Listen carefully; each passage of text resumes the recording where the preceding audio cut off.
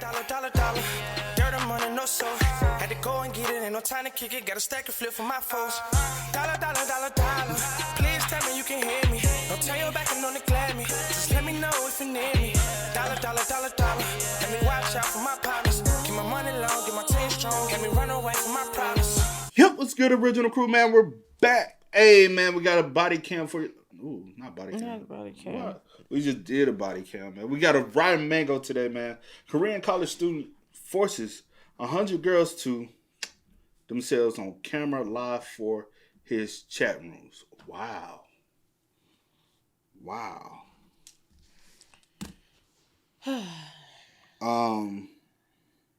Yeah. One reason why we're doing this one is because this is very similar to the situation that she covered, and she took that video down.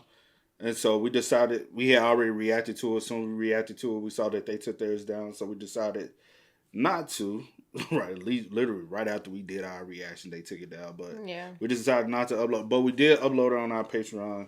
You can go check it out over there. Unfortunately, yeah, we can't upload it to YouTube. If we do in the future see that they do bring the video back, we'll then upload it to YouTube. But with that being said, no, let's go. Make sure y'all check out the links in the description box Down below. You already know where to go. If you want to first support, all you gotta do is check out down below. Also, if you enjoyed today's video, knock it in with a thumbs up. Because she did speak on this in that video. Yeah, she mentioned it. Yeah, she mentioned it, but we don't know the details. I do know that video. I would really wish we could have uploaded that video, because I really feel like that information is very important.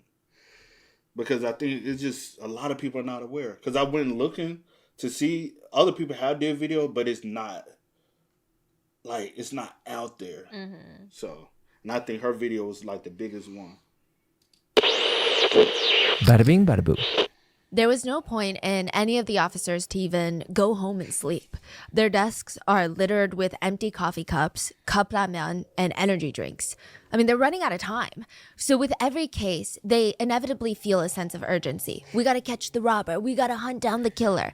But this is a different kind of urgency that they're feeling. This feels like straight up torture. Every few seconds, their phone would light up with another alert. Another video is being uploaded to the Telegram chat room. They would pick up their phones. It's another one. What is it this time? Another girl being forced to commit sexual acts with her little brother. Woo! Their phones would drop to their desk, and it's such a defeating feeling. They feel like they're being taunted. So with every photo or video, and there's a lot of them, they're coming up every few seconds, every few minutes at the latest, they're being uploaded into these illegal Telegram chat rooms. And the police felt like they would be time traveling, just teleported to the scene of a crime. They'd be outside of a house staring through the window and watching people produce CP, torture videos, abuse, humiliation. Wow. And then once the video is over, they're transported back to the police station. They have no clue who these girls are, where they are, how to catch them, who's doing this to them. They don't know anything.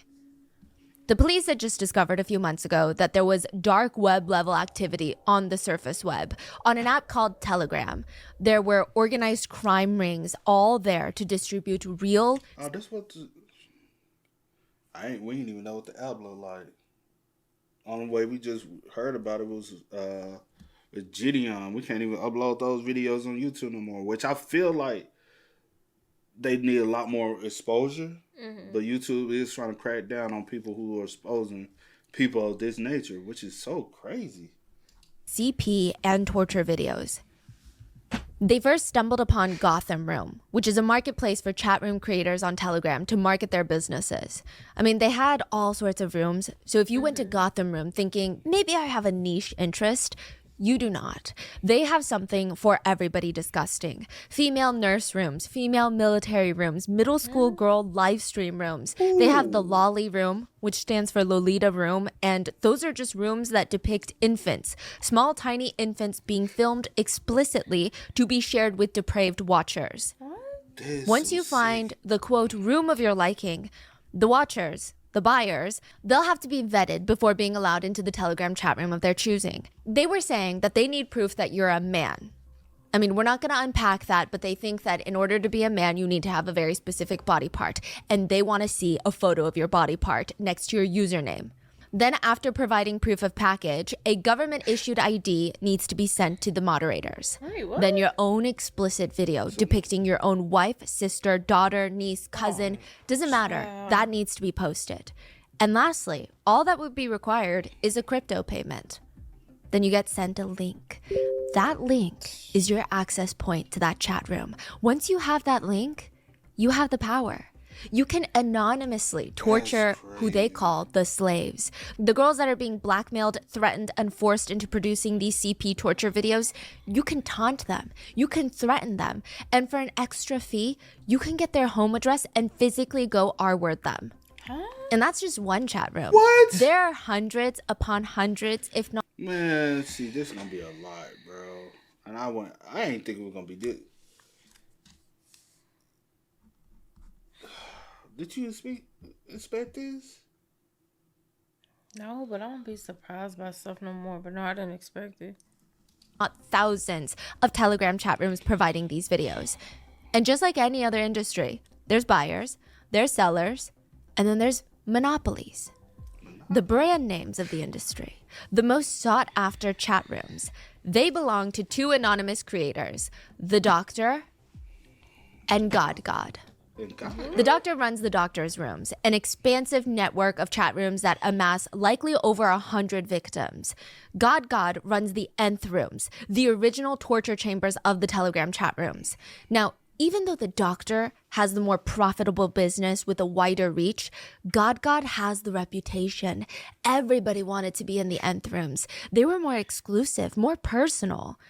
The Doctor was all about money. You would have to pay, what, $1,200 to join a VIP room? And then once you join, if you want the address to a victim's house, if you want to request a specific type of torture, you'd have to pay another fee for that. But God, he's not in it for the money. He would take your request only if he thought it was sick enough, and he just was known to have a tighter grip on his, quote, slaves. He would actually dox every single one of them in the chat rooms. All the victims you're talking about. All the victims. They called them slaves, yeah. The police had been chasing the Doctor and God for months, but both of them are kind of like water. So every time they got close to finding them, they would scoop the water and they would just slip through their finger cracks. And it's not like they can just ask the chat rooms who they are. Why are you guys doing this? The police were able to get a link into some of these chat rooms, but they were undercover. If they start asking around for people's names, addresses, victim information, clues on who the Doctor or God is, they're going to be outed as cops. The chat room would then self-destruct. It would get bombed, aka they would just delete the chat room and all of its evidence and start a new one without the undercover police. So all they can do really is just sit there and watch. After a new video was sent, the chat room would have non-stop activity of people commenting things like, "It looks delicious. Her face isn't my type though. I want to see her lick the toilet. Make her get down on her knees and cry." They would beg the creator of the chat room, "The Doctor, please, just send her address. We just want to know where she is. Because what's the fun if we can't go R-word her? We promise we'll film it." The police would have no way of finding out who these people were, the creators or the watchers. They're actively planning a crime and the police could do nothing but just watch. One video uploaded into the chat depicted a woman being dragged into a motel room, and that address to that motel room was leaked in a separate VIP chat room that the police were not privy to, so they couldn't get the address. And one by one, this is being live streamed, they saw strangers, men from the chat rooms coming into the motel room and essaying her together. We don't know the exact number of people, but it was a lot. Oh, sick. All of it was live streamed and uploaded into the rooms. Oh, sick. The police knew that the victim from the motel room died soon after. She had been pushed to a very scary place mentally. The news of her death started spreading on the chat rooms, and the watchers were responding, "Wait, the motel girl really died? That's so sad. Why don't we go to her funeral and relieve ourselves on her picture one last time? It'll be like our last gift to her. Damn it, if she knew that she was going to go out, she should have at least put on one big last show for us. She should have given us her body before she died." Frowny face. The officers slammed their phones down on the table because they can't keep reading stuff like this. They got to do something about it. They have to find the victims. They have to find the others before they die. There's at least 5 victims in each chat room. And if the police were correct about their suspicions, the Doctor, the creator of this chat room, had at least 70 to 80 chat rooms, hundreds of victims that they need to hunt down to protect. Go through all the videos and see if we can find anything. We need all the clues that we can get. The videos are all we have. They're looking for any identifying features, freckles, moles, school uniforms, photos in the background, writing somewhere, a name, anything. They need to get to the victims before the doctor does. They cannot sit there and watch another video of a new victim being forced to carve the word slave into her body, or girls being forced to film themselves defecating in a toilet and then eating out of the toilet bowl like a dog, or victims being forced to sneak into men's public restrooms and film themselves licking the urinal, or even victims who are forced to purchase live caterpillars from the store and film themselves placing them inside while they're still alive. So far, the youngest victim that they found was 12 years old. But there were reports that they could be even younger, much younger. The police were able to track down the next person that they wanted to talk to, someone that could provide even deeper insight into the inner workings of the rooms. So about a dozen officers, they show up to speak with that person, but they need to handle this as sensitively as possible. I mean, they don't want to scare them. So they wait and they wait until the perfect moment to approach arises. And for a while, they're just watching. They're just surveilling. And it's such an oddly innocent sight in comparison to all the videos that they've been analyzing the past few months. It feels almost peaceful, serene in a way. The father smiling at his son. See, you're getting it. And the son is nervously shouting at his dad, like, wait, don't let go. It's the picture of familial bliss, father and son. But they were watching the creator of the doctor's rooms. They were watching the doctor. He was right there in front of them, learning how to ride a bike. And he was much younger than they thought. No, you can't. I'm telling you that this is that. Wait a minute, child. Okay. And that's, man, because a lot of people, again, a lot of people don't know about that. And I swear, I feel like, as far as American-wise, that 764 it's this. But this is worse. At the end of the day, they apples and oranges, both fruits. They just don't fall from the same tree, but they both fruits. What? Are we skilled? We would like to thank today's sponsors who have made it possible for Rotten Mango to support NAMI Network, whose mission is to combat human trafficking. NAMI has an impressive international reach with a heavy presence in Asia. They help provide life-changing opportunities for survivors of trafficking by providing workforce and life skills for the women that they serve. This episode's partnerships have also made it possible to support Rotten Mango's growing team of dedicated researchers and translators.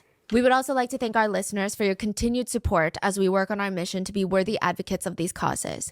Now, as always, full show notes are available at rottenmangopodcast.com. This is part 2 of our previous episode, which will be linked below. In the first part, we focused mainly on the discovery of the doctor's rooms on Telegram and the doctor and the cat and mouse games between... Hold on. This part 2?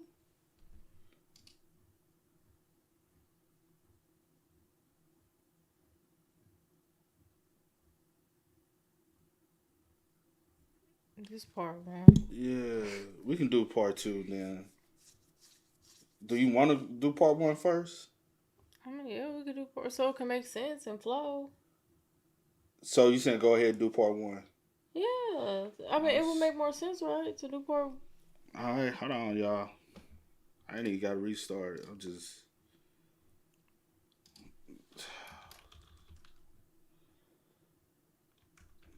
I did not know.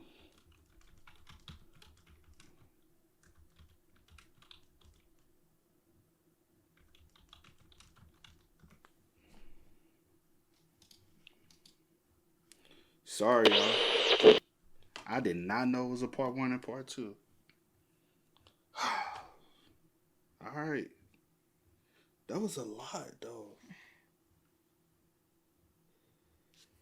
Damn. So next week when we do it, we'll just pick up. Bada bing, bada boo. Paris, France, August 24th of this year. Literally last Saturday. A man named Pavel steps off his private jet at the airport right outside of Paris. He's mainly flying into Paris for a dinner. He's there with maybe a business partner, maybe a relative, maybe a dinner date. We don't know because he's very private, but he's there with a woman and his bodyguard. And right as he steps off, almost as if they're waiting for him, as he steps out of the airport, Paris authorities rush in and they detain this man. Within hours, if not minutes, honestly, his detainment is going to be news all around the world. Every major news publication is talking about the detainment of Pavel Durov. Pavel Durov is being investigated for the circulation of child abuse images, illegal drug peddling, and the refusal to cooperate with authorities. So why do people care? Sometimes it feels like these types of news are every day. Why is this making international headlines? Because Pavel Durov is worth $15.5 billion. And Pavel is the founder of Telegram. Meanwhile, Oh my fucking God. See. You can't make none of this shit up. You remember we had looked him up not too long ago because he was like, who was the founder of this shit? We was looking people up. Mm-hmm. And we was like, something about him. I did. I be looking at people. I be like, yo. So he got arrested for having. Hold on, cause I be trying to process things, and I just. Did she say that? I don't know. Let me take it back. Hold on. Yeah, I'm trying to get my thoughts together. No way. Okay. Are we serious? Let me make sure we ain't jumping the gun. Is being investigated for the circulation of child abuse images, illegal drug peddling, and the refusal to cooperate with authorities. So why do people care? Sometimes it feels like these types of news are every day. Why is this making international headlines? Because Pavel Durov is worth $15.5 billion. And Pavel is the founder of Telegram. Meanwhile, approximately 5,500 miles away in Seoul, South Korea, an erase all faces panic has ensued. Middle schoolers, high schoolers, college students, teachers, military soldiers, professionals, they're busy trying to wipe their face from the internet. Not specific photos, literally any single selfie off of social media, no matter how innocent it is, they're going dark. They're deleting it all. Even local universities sent out these mass warnings to their students.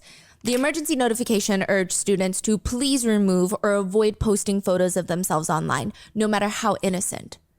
Photo deleted, photo can't be found, account can't be found.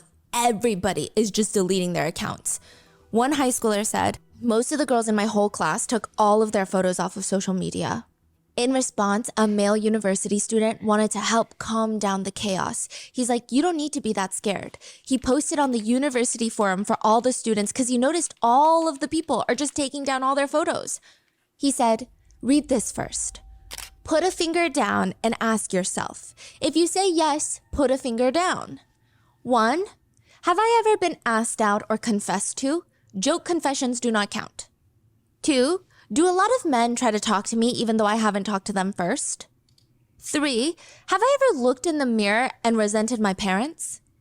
4, can other people recognize me without makeup on? 5, do I weigh more than 145 pounds? 6, do I frequent feminist online forums? 7, when I walk on the street, do children avoid me? If you said yes to 3 or more of the above questions, be relieved. You don't need to delete your photos off the internet. Your rate of being a deepfake victim is very, very low. We men have standards too. We don't just deepfake any woman. Why do women on Instagram and social media sites throw a fit as if they're victims of every situation? If you've answered yes to more than 3 questions, quit making such a fuss and commotion. But whatever, go ahead, hurry and delete your Instagram pictures and mock us men. That's crazy. Is his name on there? No. Wow. Some girls said they were messaged by male classmates. Hey, you're safe. What do you mean?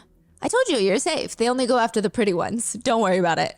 Wow. Because the breaking news has been that while the Telegram founder has been arrested in Paris, South Korea is going through another Enthrum case where users are flocking to Telegram to share non-consensual sexually explicit material of victims.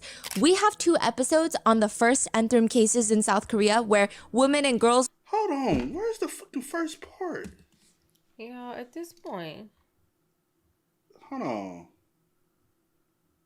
Okay, scroll up. Hold on, y'all. So after looking,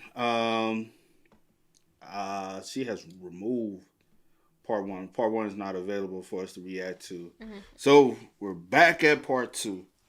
Yeah. We'll do part 3 next week. Yeah. So that was part 3. At this point, I'm confused. It's a lot. It is a lot. All right. Between the doctor and the producers. Oh, my bad. Cause we gotta do part 3 because I wanted the Telegram dude. Telegram and the doctor and the cat and mouse games between the doctor and the producers of major news networks in South Korea. We also went over the doctor's signatures. So that's what he did to his victims, his methods of torture and how he just kept them physically and psychologically imprisoned. I mean, there is a heavy content warning for part 1 and part 2.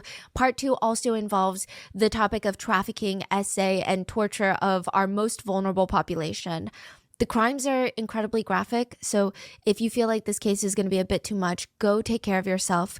We will see you in the next one. Victims' names have been altered to protect their anonymity, and some testimonies have been condensed or combined for clarity. And one additional note, we will be using the word slave frequently in this episode. It's not that I think that they are being portrayed as slaves. That's what they were called in the chat rooms. That's what they were forced to call themselves during their torture videos. I was trying to think of ways to soften the word because I know it's, especially in the US, it's such a strong word with heavy connotations. But it felt wrong to soften a word that is such a big part of this case. Victims were forced to write and then later carve that word into their bodies with a knife, and to use any other word than that for the sole purpose of making it easier for us to sleep at night. It feels like we're downplaying the extent of evil in this case. So to clarify, this is not a personal term that I've coined to describe the victims in this situation. It is what they were called in the chat rooms by the perpetrators, by the watchers, and it is the word that they were forced to call themselves. So with that being said, let's get into it. The average pen is 6 inches long, and there's one sitting right in front of 24-year-old Cho Ju-bin in the interrogation room. We're just going to call him Cho. He had been arrested while he was learning how to ride a bike from his dad, and the police are now accusing him of being the doctor of the Telegram chat rooms. He's like, I'm not the doctor. It's not me. I mean, this is just so unjust. I was just a member of the doctor's rooms. I didn't even know that it was like torture. I thought the girls were into it. I'm not the doctor. Then why do you have $100,000 of cash in your room? That has nothing to do with any of this. Please, I'm not the doctor. They were not listening to him. The police weren't even entertaining the idea that they might have the wrong guy. He keeps pleading. I mean, this is ridiculous. Can I at least use the restroom?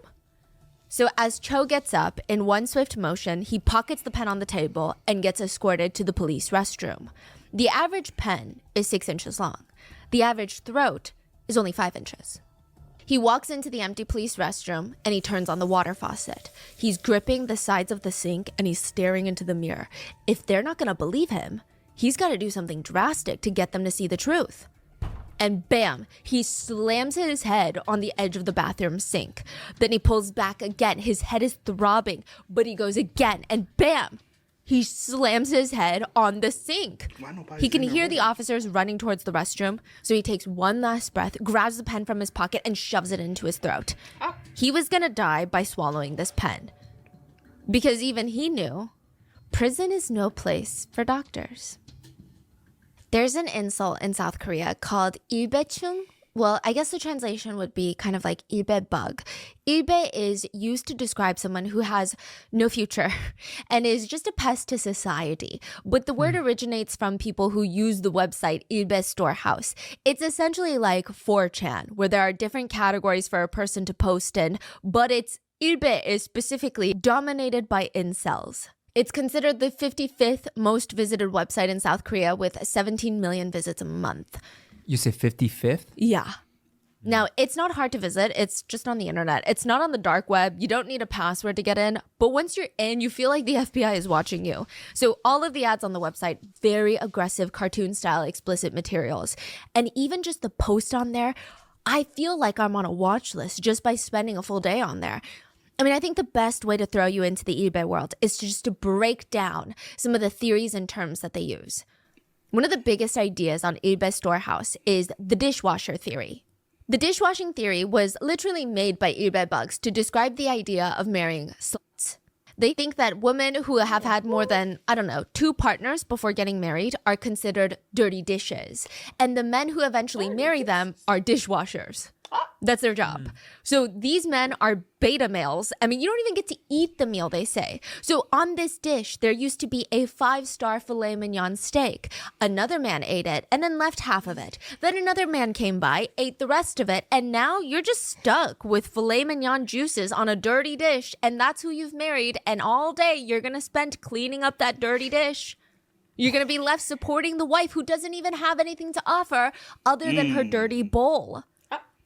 People on the forum will just comment dishwashing in threads when they think that there is a man that's marrying a dirty dish. Wow. Yeah. And they start making fun of the both of them because the woman is a manipulative parasite that has had her fun and now wants to settle down. And the man is an idiot who got the short end of the stick. Is it like very similar to American incels? Yeah. I mean, okay, you tell me. I don't know if it's worse or less extreme, but one post on the website is titled, "Currently, Korean women are in a state of mental breakdowns." The post shows a chart where single Korean women are much more likely to have mental disorders compared to married men, married women, and even single men.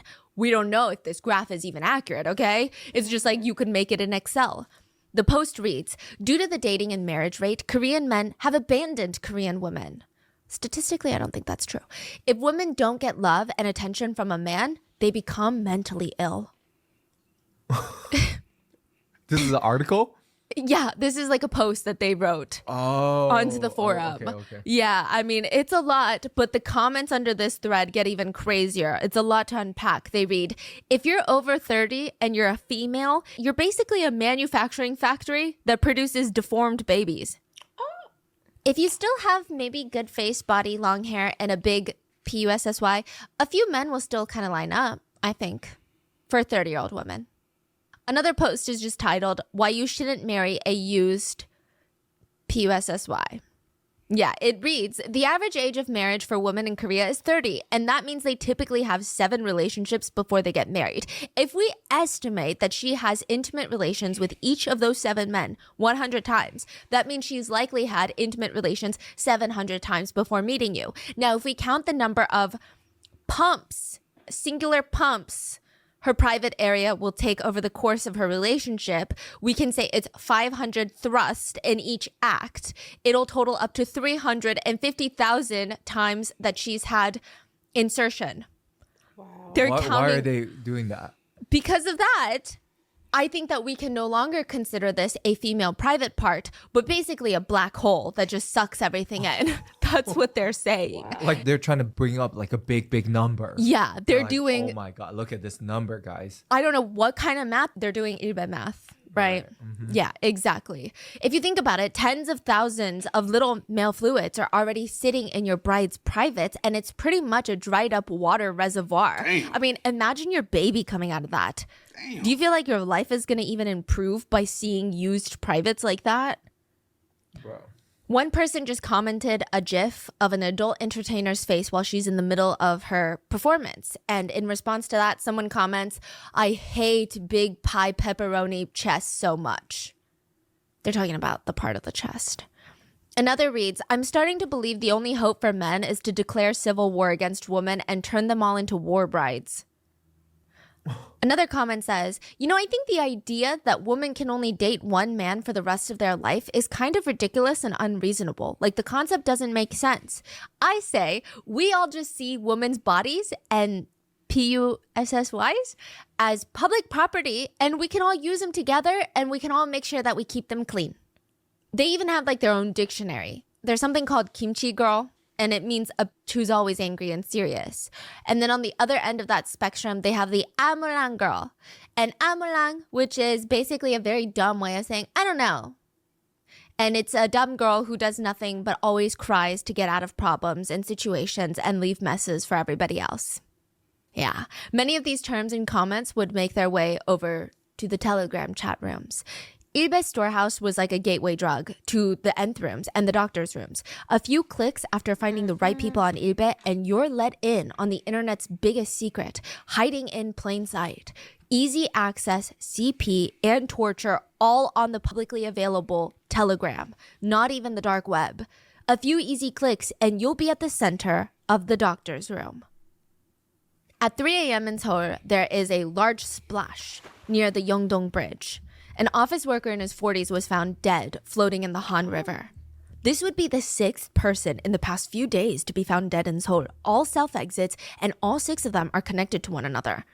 So when the news breaks out that another body is found, netizens start reacting and they're writing online, probably the best thing he's ever done in his life. 1 down, 250,000 more to go. Why do something so embarrassing and make your own death something to be laughed at? This is not the normal reaction netizens have to someone jumping into the Han River in the middle of the night. But netizens do not feel an ounce of sadness for this man because he had left behind a note that read, I deposited money into the doctor's rooms. I didn't know it was going to become so big.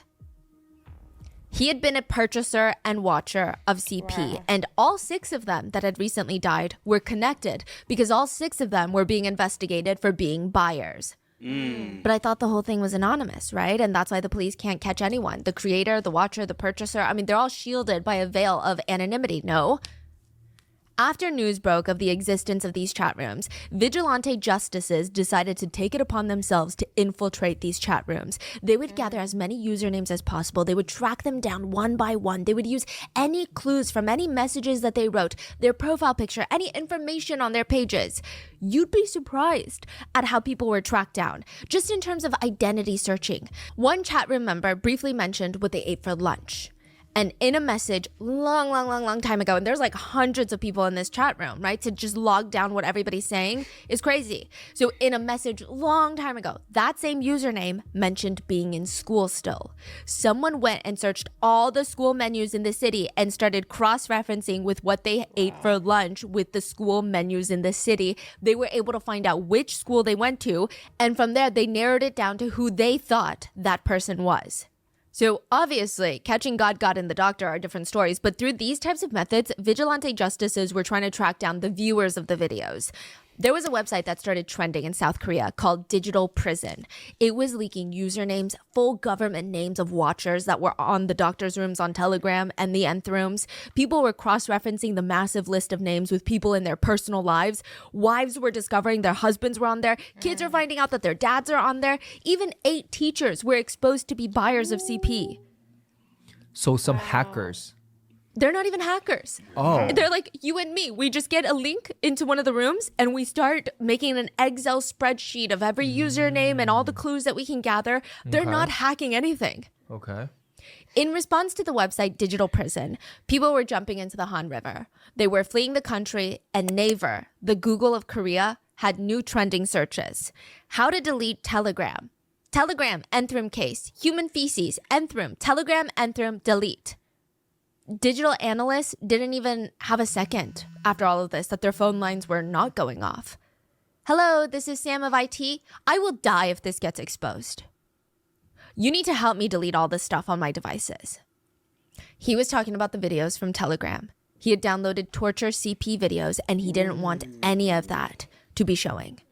And he said he needed the analyst to wipe everything, and he ranted to them. I mean, I'm just wondering, is going on nth room such a heinous crime that I should be shunned from society? I just did it out of curiosity with my friends, and all I did really was just like watch one video. The digital analyst would later say, I didn't really know what to do. I usually help victims wipe their information and details off the internet. I've never had so many perpetrators reaching out to me, asking me for help. Is he not supposed to report these people? I think he was.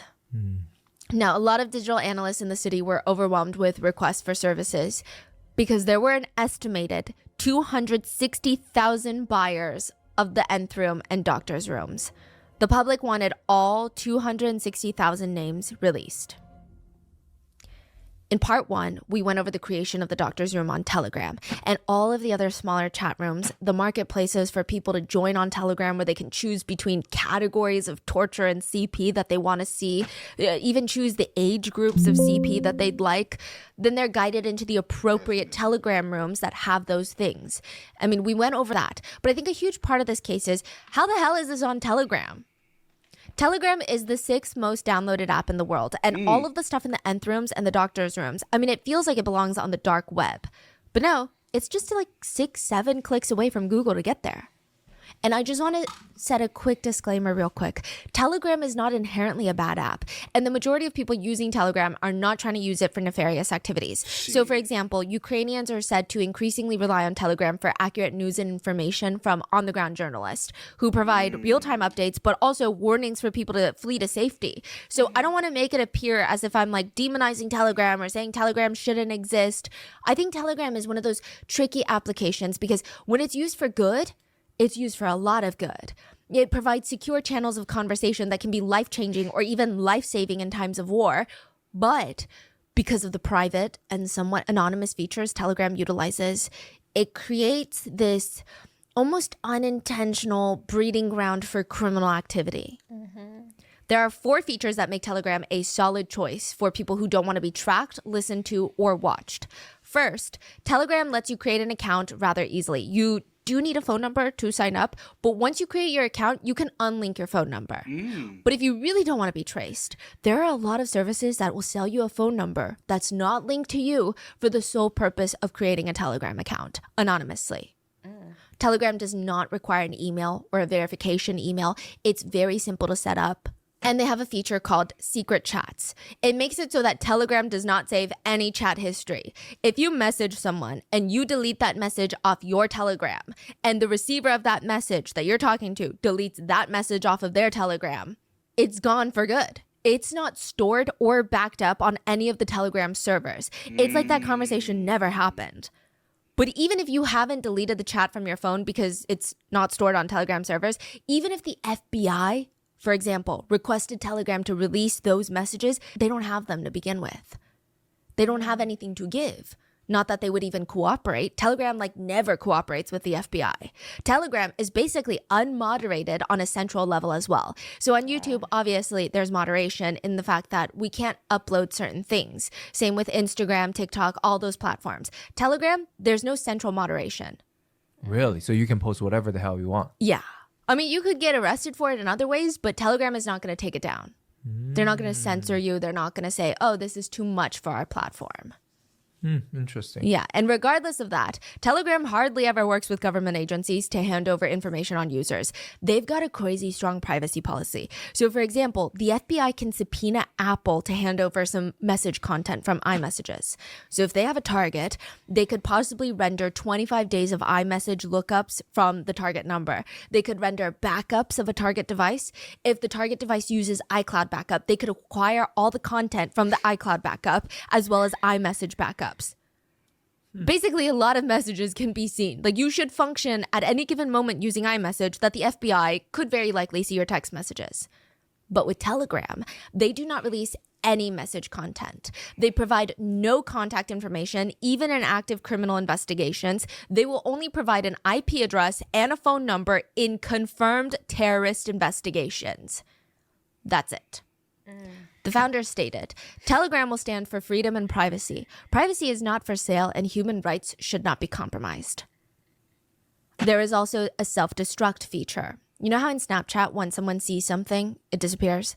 You could do that on Telegram, but you can do it on a large scale. And another thing with Telegram is you can host massive chat rooms with over 200,000 people, and they let you share very large files. You could upload videos onto these chat rooms. Telegram, if used for the wrong purposes, can turn into Gotham. It can turn into a digital lawless land where you can distribute criminal material at a large scale very quickly. And before the doctor's rooms, there was God and the nth rooms on Telegram. The nth rooms were the original torture CP slavery forums that would go on to inspire the rooms like the doctor's rooms to be made. But just like the doctor, nth room did not just consist of one Telegram chat room. The name nth rooms is used to describe a collection of rooms created by God. And in the beginning, there were only 8 rooms. But with more demand, with more supply, with new victims, more chat rooms would pop up. Another nth room, then 2, then 4, then 16. The nth rooms were like opening a door into this long spiral staircase into the depths of hell, and you start walking down the staircase, just spiraling into the void, and you start opening these doors, and every door that you open, there's new people, new girls, new victims that are forced to perform for a camera. And then when you think that you've gotten to the bottom, that it cannot possibly get darker, that there's not another level, the spiral staircase winds even more, and a new door appears, and then another, and then another. In math, the letter N can represent a sequence of numbers that continues into infinity. So eventually the term nth room becomes an umbrella term for any online chat room with explicit torture content. It almost becomes like the Kleenex effect. You know, it's like, can you pass me the Kleenex? Even if you don't have the brand Kleenex next to you, you would pass me a tissue. So the nth rooms, they became synonymous with CP. Can you give me a link to the nth rooms? It's basically, can you give me a link to an illegal Telegram chat room? And because it's the nth rooms, you never knew when a new one was going to pop up. It was late into the evening when Yuna gets a notification on her phone. She has been invited to a chat room on Telegram, and she thought it was kind of odd, but she clicked the link and a video starts instantly playing. And all these messages start coming in. Ding, ding. The messages are flooding the chat. She's being spammed with screenshots from the video, comments, even GIFs that are playing on a loop. Yuna quickly mutes her phone in case her family can hear from the living room, but the screen keeps lighting up with more notifications. She's staring at the phone, and it's a video of herself. And all she can hear very lightly in the background are her own screams. She's staring at a video from one of the worst nights of her life. A few weeks ago, she had been attacked in a grocery store parking lot. A man had dragged her to a dark corner where nobody could see or hear her and essayed her while he filmed the whole thing. That video was somehow now in a chat room on Telegram filled with hundreds of people reacting and responding to it. Her heart starts racing, her stomach is dropping. Like, who are these people? How did they even get this video? 2 new messages are sent into the chat rooms. The first is a picture of her front door. The second, her full home address. And then a third message appears. Yuna, right? Go to the black van in the alleyway outside your house, or we release this video to the public. Yuna went. Because her body went into autopilot mode, to protect her from what's about to happen. She snuck out because I think a lot of social context is needed. I think even in the US, when revenge explicit videos are posted, it ruins your life. It ruins everything. But in Korea, it's a little bit worse. It's a little bit more conservative over there. This is going to affect job opportunities. You're not going to be seen as a victim. Yuna went outside, it's pitch black. And in the alleyway, she does not recognize the man's face in front of the black van, but he recognized her. He grabbed her by the arms, shoved her inside the van, then he climbed in the back. He pulled out his phone, pointed it at Yuna. Say hi to the camera. Yuna tried to cover her face from the camera, but the guy in the backseat handed the phone to a second man. He was sitting in the driver's seat, and he kept the camera pointed directly at her. The man in the back takes off his coat, and he proceeds to R-word her as the driver is filming the whole thing. She thought that he was live streaming because he kept laughing at the comments, or maybe he was laughing at her. We don't know. And throughout the assault, the driver demanded, "What are you? Answer me. What are you?" And she'd be forced to say, "I'm God's slave." When they were done, they threw her out of the van and they sped off. And that new video was now circulating in the chat rooms. Yuna sat in her room while her phone buzzed on the table. Everybody is commenting on this video, what they liked, what they didn't like, what they wanted next time. Humiliate her. I want to see her lick a toilet. We should have done more, guys, like 20 at once. I want to R-word her too. But Yuna could not leave the chat room. She had to stay because she knows that soon enough, God is going to send another order for her. Whoever God is. She doesn't even know God, but she knows people like God. And they never stop. And she knew that if she didn't do what they wanted, if she didn't comply, he would release these videos. Even though she's a victim in both videos, in this society, it would ruin her life. But what Yuna didn't know at that point was God had planned this for her since the very beginning. He had seen Yuna's social media profile and he made up in his mind that he wanted her as a slave. So he ordered her to be attacked and recorded.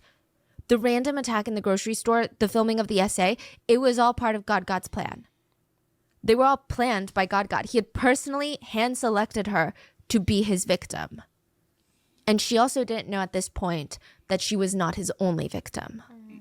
$675 is a lot of money, I think. But it's also not a lot of money. I mean, it is and it's not. It's a round-trip flight from New York City to LA for one person during a very busy season. It's also barely half of the US's average rent per month, which is around $1,400.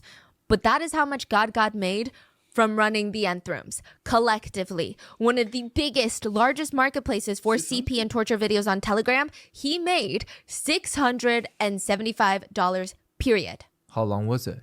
Like over a year. In total. There were originally 8 Nth Rooms, the originals. So God and an accomplice of his, they would advertise these 8 rooms on Twitter. And at the start, they really only had a few people coming in, only a few moderators, a few victims, and a few anonymous guys that wanted access. Tickets would start at less than $8 each per chat room. Cheaper than a movie ticket. Cheaper than movie theater popcorn. But that's the point. God never really cared about the money. He was here mainly for the torture, for the creation of these videos. He was the creator of it all. So while other chat rooms, they had straight to the point welcoming messages like, let's rape. If you entered the Nth Rooms, you would have kind of a disclaimer of sorts. God would write, these slaves didn't follow instructions and escaped, so you may do with them as you please. And I assure you, I do not leak videos of slaves who comply with all their given orders. Signed, God. It was weird. It's almost like he's saying that they wronged him in this game and now they need to be punished. That's why he's doing this. It's all a game to him. So let the games begin. Most of God's videos were about 3 minutes long, and in just 1 hour, 50 to 60 photos or videos of girls could be sent into the chat rooms. That's a lot. I mean, the list of acts that they would be forced to perform was viciously long. They were in almost every single video on all fours. They were forced to bark like a dog, sneak into men's restrooms, and film themselves doing things to themselves. Not in the stall, but like in the middle, hoping that no one's going to come in. In black Sharpie, they'd have to write on themselves, slave, bitch, personal toilet, personal body parts, a trademark of God's abuses that the doctor would later adopt. So this is something that he learned from God. When God got bored of having all those words on the victims, he would have them carve slave into their skin with knives. Again, something that the doctor learned from him. That was the majority of the videos. Every week, you would see the torture escalate to become more humiliating, more violent. It went from writing God slave on their bodies to carving it and then piercing their skin with needles, including their chest. For God, he'd started with just a very specific part of a woman's chest to be pierced.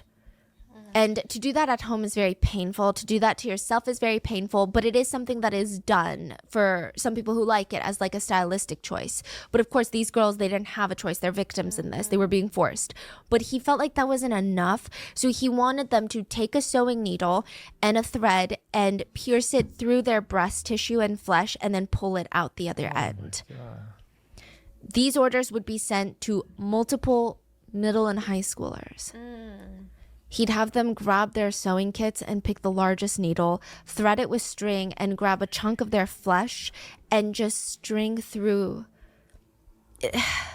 Like he just wanted to see, while they would say, I'm God's slave, and their hands would be shaking. I mean, they would plunge it into their flesh, and it wasn't just like a prick or a flu shot. They would have to thread the needle in and out of their flesh as if they're giving themselves stitches for a wound that doesn't even exist. They're creating a wound. And people who have gotten sutures without numbing, they say that even the needle, when it goes into your skin, it feels like you're slicing your skin away with a knife.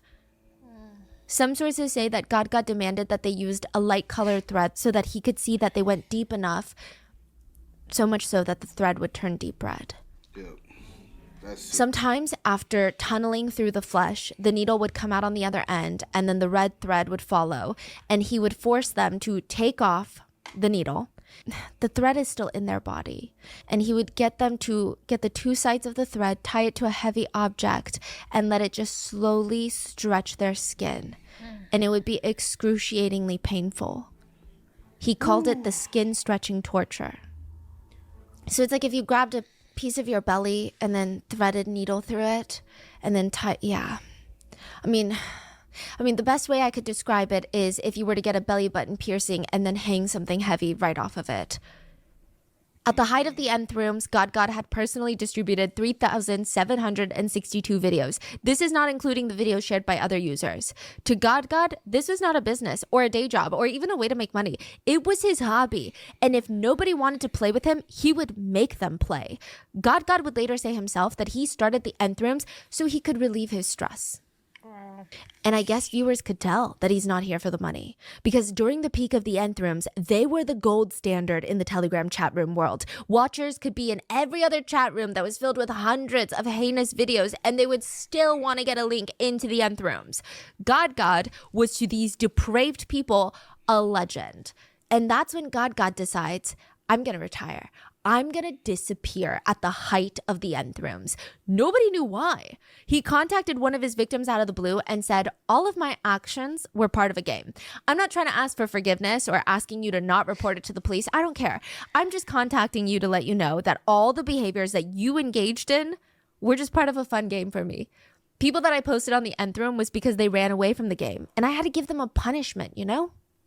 After allegedly ordering a girl to slice off her breast, or that part of the breast, yeah.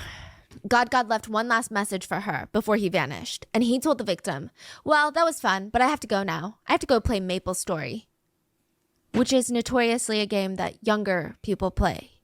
He would kind of make it seem like he's in high school and nobody knew if it was true. He would log off for months. He handed control to the nth rooms over to a man called the Watchman, and then he vanished. God was gone. For now. Once you reach your genetic height, there really is only one way to grow taller. You gotta break your legs. Leg lengthening surgery is they're either going to break your calf bones or break your thigh bones. You pay doctors $100,000 if it's purely cosmetic. They'll knock you out and with a bone saw, they'll break your bones in half, clean, like a dismemberment. It takes a lot of energy for them to break it in half, by the way. The thigh bone especially is the strongest bone in the entire body. Well, one of the strongest bones. It can withstand 2 grand pianos stacked on top of it. And it also makes it one of the most excruciating injuries out there. One man said, you would choose death over bone fracture in your thighs. The pain fries your nervous system. You feel like you have 2 knees and 1 leg. I mean, it's so painful, but it gets worse. After they break your legs, you get a thick metal mechanical rod drilled into the center core of your leg bone, running the length of your leg. Like those hot dog, like pigs in a blanket. Do you know what I'm talking about? It's like a hot dog and then it's wrapped in dough. But the hot dog is the metal rod and the dough is your thigh bone. They drill it into your bone. Oh, inside of your bone, marrow area. They put a little thing. Wow. And that metal rod responds to an external remote. And every single day you lay in the hospital bed and the doctor will press a button on the remote, causing the metal rods to move apart from each other. To stretch. Oh. It forces your 2 separated thigh bones to now rip away from one another in opposite directions once a day for 3 months. The goal is to create a small enough gap in between your leg bones that your body naturally wants to rebuild new bone over the gap. Now, once that's done, before it heals and hardens, you rip it apart even more, causing your body to build new bone every day for 3 months. With one surgery, you can gain up to 2 to 3 inches. But that's if and only if your bones actually fill the broken parts. If not... 2 inches. Yeah. That's it. Wow. Yeah, and if your bones don't fill the empty parts, you're just going to be left with like 2 knees and 1 leg. And you'll likely have to go through the surgery once more if you don't grow. Now, the healing time for a surgery like this is about a year. So during that time, you have to relearn how to walk, relearn how to drive, run. You can't work. But Cho Ju-bin, was never really one that cared about conventional work. As long as he could be a bit taller, he didn't care about anything. The doctor? The doctor. The doctor had leg surgery? Yeah. At 23 years old, fresh out of the military, 3 inches taller, he wanted to be done with work. So for a while, he tried volunteering. And now that he's stuck inside, because after his leg surgery, he can't really do anything, he's got bad knees, he finds another calling, an easier way to make money and pay off that $100,000 hospital bill. March 2019, Cho starts scribbling on his walls in his room. Lots of scribbles. Random variations of numbers, letters. I mean, it's illegible to everybody but himself. And when that was perfected, when he looked back into his room and he's like, this is good, he would create a chat room on Telegram. Perhaps he was inspired by his surgery or something like that because he named it the doctor's room. Cho had been lurking on these Telegram chat rooms for a while now, consuming content. But now, with God, the monopoly of the chat room's gone, vanished mysteriously. He sees an opening. He feels like the keys to the kingdom are ripe for the taking. And what's a kingdom without a God? And who better to help the CP-starved population than the good old doctor? A video a day keeps the doctor away. So one of the very first lessons that the doctor learned after starting his enterprise was a bored customer is not a paying customer. Those were the rules that the doctor lived and died by. He did not want to wait to feel the watchers getting disinterested. He always knew when to keep upping the stakes, upping the fun. So one way he would do this is he would open up a new random chat room. They were so random. He would drop a brand new chat room link in all of his chat rooms, like 70 to 80 of them. And the watchers would scramble to join. And the first message in the chat would pop up. It's from the doctor. Ding! Let's play a game. Everyone tell me your dream video. The chat quickly fills up with twisted torture ideas, creative humiliation fantasies that these people have. And once they were done, they would start playing the game. It's called the Nunchi game, the social cue game.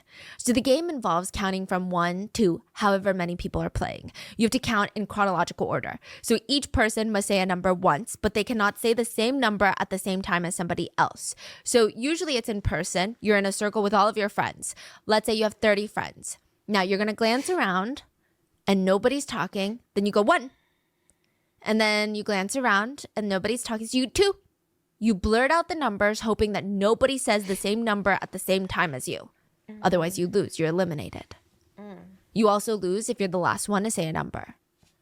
It's all about reading the room, which is kind of difficult to do when you're in a chat room.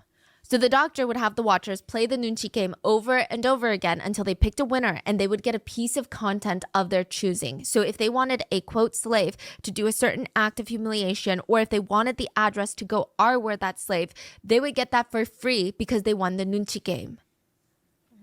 The doctor would spend a lot of time coming up with these fresh ideas for his paying customers. But there is also a downside to that.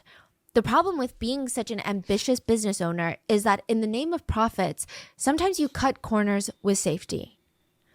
God of the Nth Rooms was known for heavily vetting his users. The process of entering one of his chat rooms was lengthy, it's pricey, it's wild. It's like a 4-step authentication process. First, you have to provide a picture of your male body part. That's what he calls it, right? And with your username written next to it. Then you have to provide your government issued ID and your phone number. Then the third step is the most important step for God. You have to provide your own piece of content. In order to see the library of videos that God has, you have to contribute to the library of videos.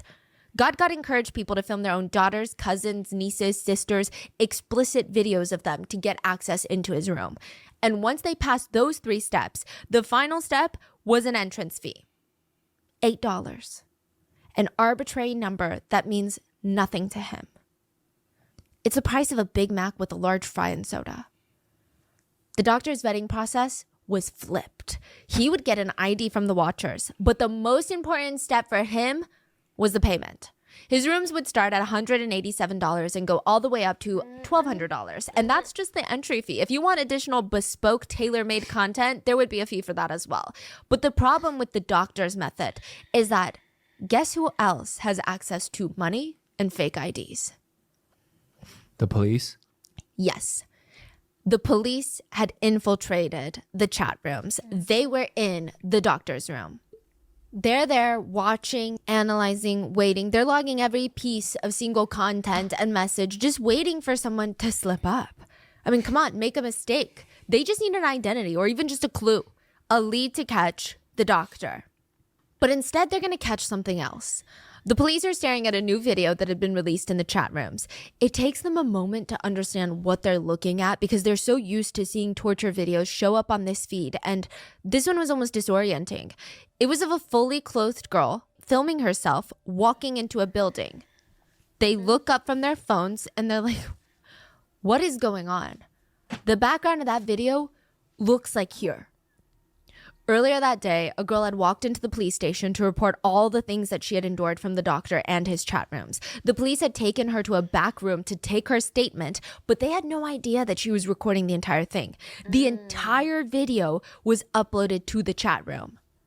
The police interrogation? Or the police? Not an interrogation because she's a victim. Oh, right. The police conversation? Yes. She recorded it. She uploaded it? She uploaded it because she was forced to. It was one of the sickest videos that they would watch in the chat rooms. And sure, the victim is fully clothed. There was no physical violence in the video, but they saw how shaken she was in person, recounting every little thing that the doctor made her do. They saw how ashamed she was saying that to a room full of strange men that she'd never met before. And now that video was uploaded into the chat. And the doctor was sending a very, very clear message. 1, I know you're in here. And 2, he got off on the reliving of her trauma, forcing her to tell strangers about it. It was also a way to show her and the other victims that it doesn't matter if you report me to the cops. I'm not scared. In fact, I'm going to let you report me. And lastly, he was showing the police, see, I can have them report me, and what? You're still not going to find me.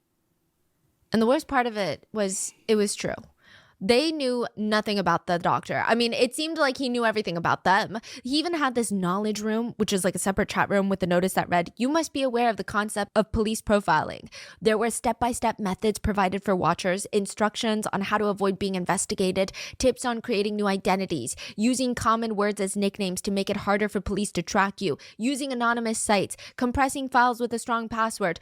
All the instructions and tips the doctors gave to the watchers, it's like he knew how the police operated and what they needed to track people. He knew their process. What did they know about the doctor? If you told the police to write down everything that they knew on a piece of paper, it would look a little goofy. It would read, he's a man in his 40s. Okay, no, maybe 50s?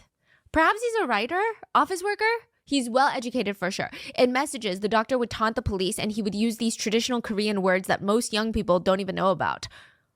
The police thought he could either be like an office worker, or maybe he runs like a PI firm, or maybe he does phone scams, or maybe he's like a loan shark, or again, maybe he's a writer. He could be in South Korea or China or Cambodia, but they couldn't rule out other countries definitively.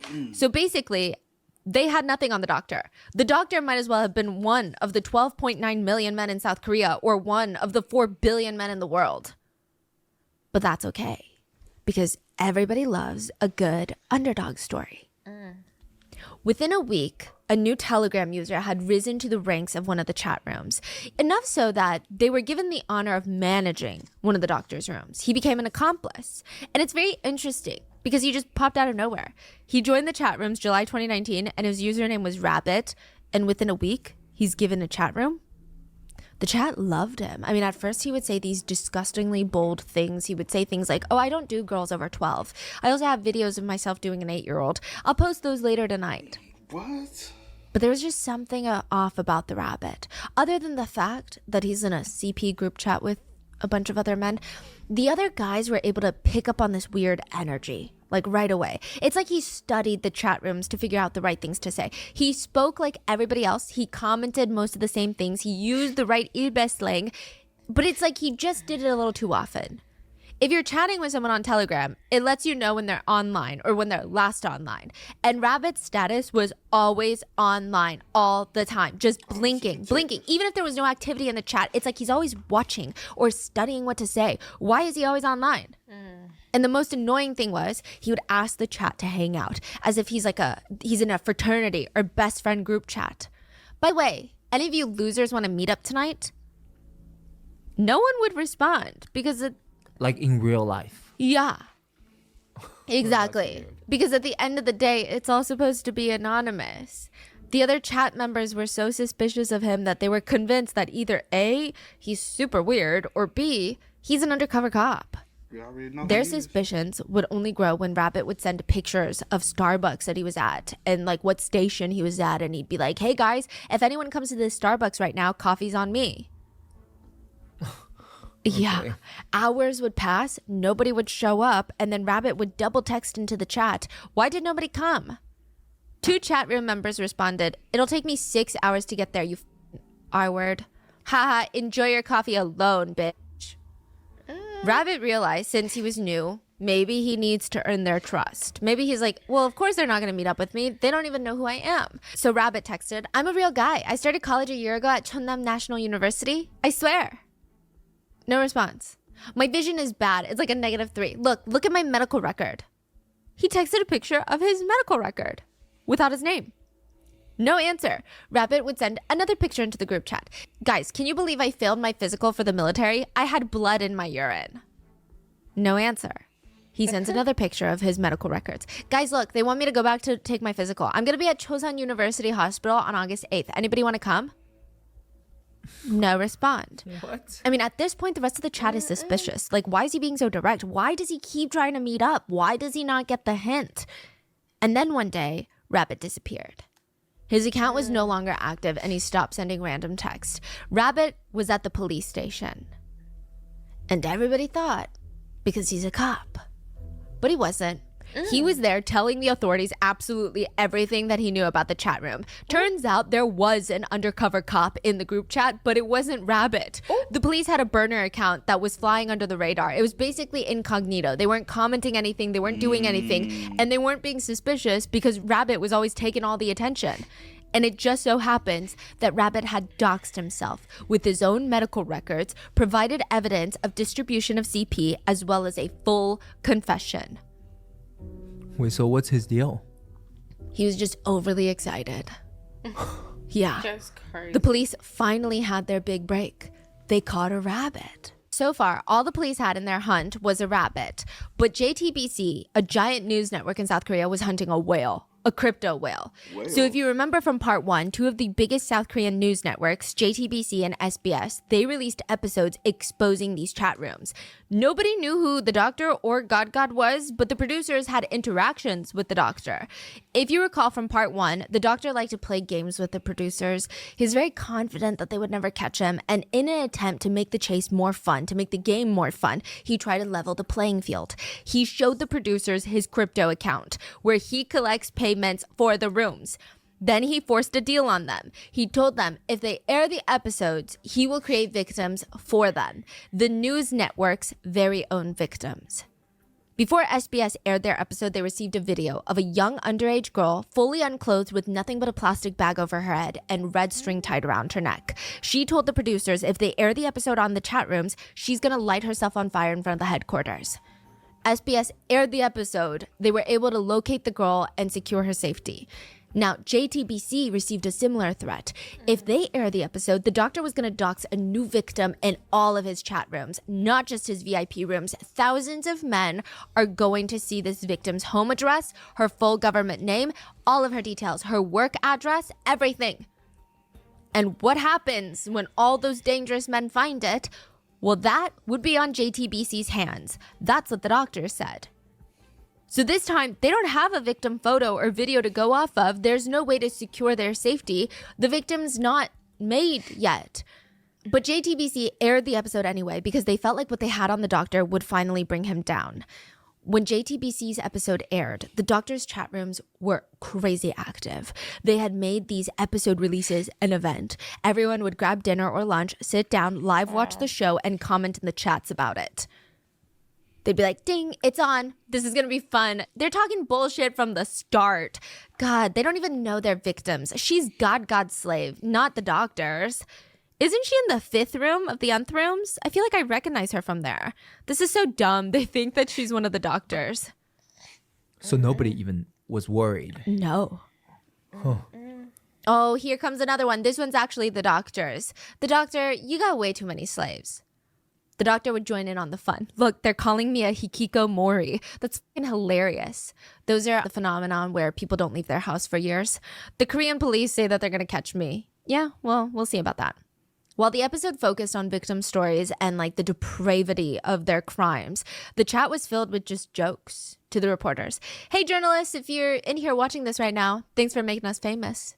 This is another good one. We love this episode. Can't wait to see all the newcomers coming in. To them, the doctor is a whale, and the producers and the police, I mean, they're like little ants. They're just having fun with them. That's all. Entertaining their sad attempts at picking a fight. Or at least that's how they felt. Until the JTBC episode cut to a producer standing in front of a crypto exchange center in Seoul. Wait, is that... The reporters announced that they received a tip that the doctor would use this very crypto exchange center to turn his crypto payments from his viewers into cash. The chat starts blowing up. The messages are moving so fast by the time that you read one, it's already gone. Another message has taken its place. They found best coin. No way. Everybody who sent money is so freaking screwed. They're gonna know who the depositors are. What are we gonna do now, doctor? Hello? What are we gonna do? Are we... The doctor ranted to the chat rooms. Is this really okay for producers to be ruining a man's business like this? But I digress. I know that many of you guys are worried after watching the show. Many of you guys have asked if we're going to be okay. And I've proven myself time and time again. I have overcome a lot. You can trust me and join these rooms. The watchers were hesitant. They can trace the doctor's crypto. Does that mean that they can trace him? Wait, no, right? Because crypto is untraceable, right? Crypto is so untraceable that it's inevitably traceable, okay? Let me explain. Bitcoin and Ethereum are considered transparent blockchains, meaning everybody's wallet is publicly visible on the blockchain. You can see every transaction that's ever made, but you cannot see who the wallet owners are. So if you were able to find out whose wallet that is, then yeah, theoretically, you could see how much they have in that wallet and their transaction history. But again, you don't know whose wallet they're transacting with. So you get a little bit of information, but not the full picture. Now you have Monero. It's another cryptocurrency, but it's different in the sense that it's called a privacy coin, meaning no one knows how much you have in your wallet. No one knows how much you sent, how much you received, to which addresses you sent to, and to which addresses sent to you. So if nobody knows the doctor's Bitcoin or Ethereum wallet, and the doctor's crypto is untraceable, and because Monero is a privacy coin, it's nearly impossible to track, then he should be fine, right? But then there's a problem with the exchange center. Because most places do not accept crypto as a payment, at least as of right now. Like, I can't walk into Trader Joe's and buy soup dumplings and exchange it with Bitcoin. The most popular ways that people can actually spend their crypto is to now bring the money back on the paper trail. And typically there's two ways to do that. One, you sell the crypto and you transfer the funds into your bank account. Or two, you go to an exchange center and you literally cash out on your crypto. You exchange your crypto for cash. Basically like crypto ATMs, which is what the producers found. They found which crypto exchange center the doctor uses. But the doctor's way too smart to walk into the crypto exchange center and exchange his crypto for cash by himself, right? So there's no way that they could track the doctor. The doctor would send others to exchange crypto into cash.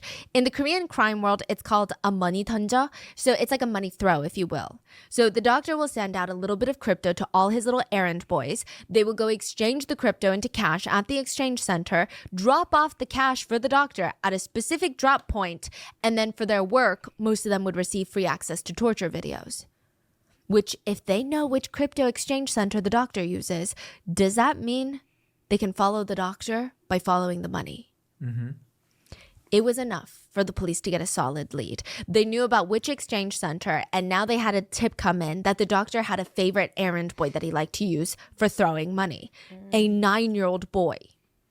No way. Yeah. So in theory, most crimes can be solved by following the money. If the police are following the money, would they just follow this little 9-year-old boy that walked into the crypto exchange center? Is that what they have to do? That would lead them to a fire hydrant in a random apartment building in the city. The investigators are crammed into the CCTV room and they're watching old footage at a random apartment building outside of Seoul. They're like, wait, what is that?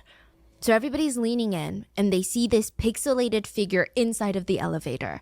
It's so pixelated, you can't even really tell if it's a male or a female or anything really. You just know that they're dressed in dark clothes and they're holding this package. Maybe like a brick-sized package, and that's it. But what's so interesting about it, Well, the police say, keep watching. And they see this figure carry their little package out the door. And as they're exiting the elevator, they hit close door. The button. So they want the door to close quickly. Yeah, and that's weird. The only CCTV cameras in the entire building are in the main lobby and in the elevators. There are no cameras in the hallways. So whatever they're doing, once they get out on this floor, they don't want the CCTV cameras to see. So they keep investigating, and they could see that the elevators did not close on time. There's only 2 apartments on this floor, and that person was not headed towards either of them. They were headed towards the stairwell. Why take the elevator, then go to the stairwell? Right. Doesn't make any sense. When the authorities go to that stairwell, they find a silver door. It's a fire extinguisher box. So in South Korea, the fire extinguisher boxes are not see-through like the American ones. It's like a metal locker that can be opened and closed by anyone. But at the same time, nobody can see through it, and nobody just like goes around opening fire extinguisher boxes. It's the only spot that made sense. This is the money drop location. They found this area by tailing the little 9-year-old, and then they found other people coming in and out and leaving money in this fire extinguisher box. It's very interesting. They found various different people coming in to drop off money, like 17-year-olds, 19-year-olds, 9-year-olds. There were a lot of different people involved, all doing money drops. But only one person was taking the money out every single time. But there was no way that that was the doctor.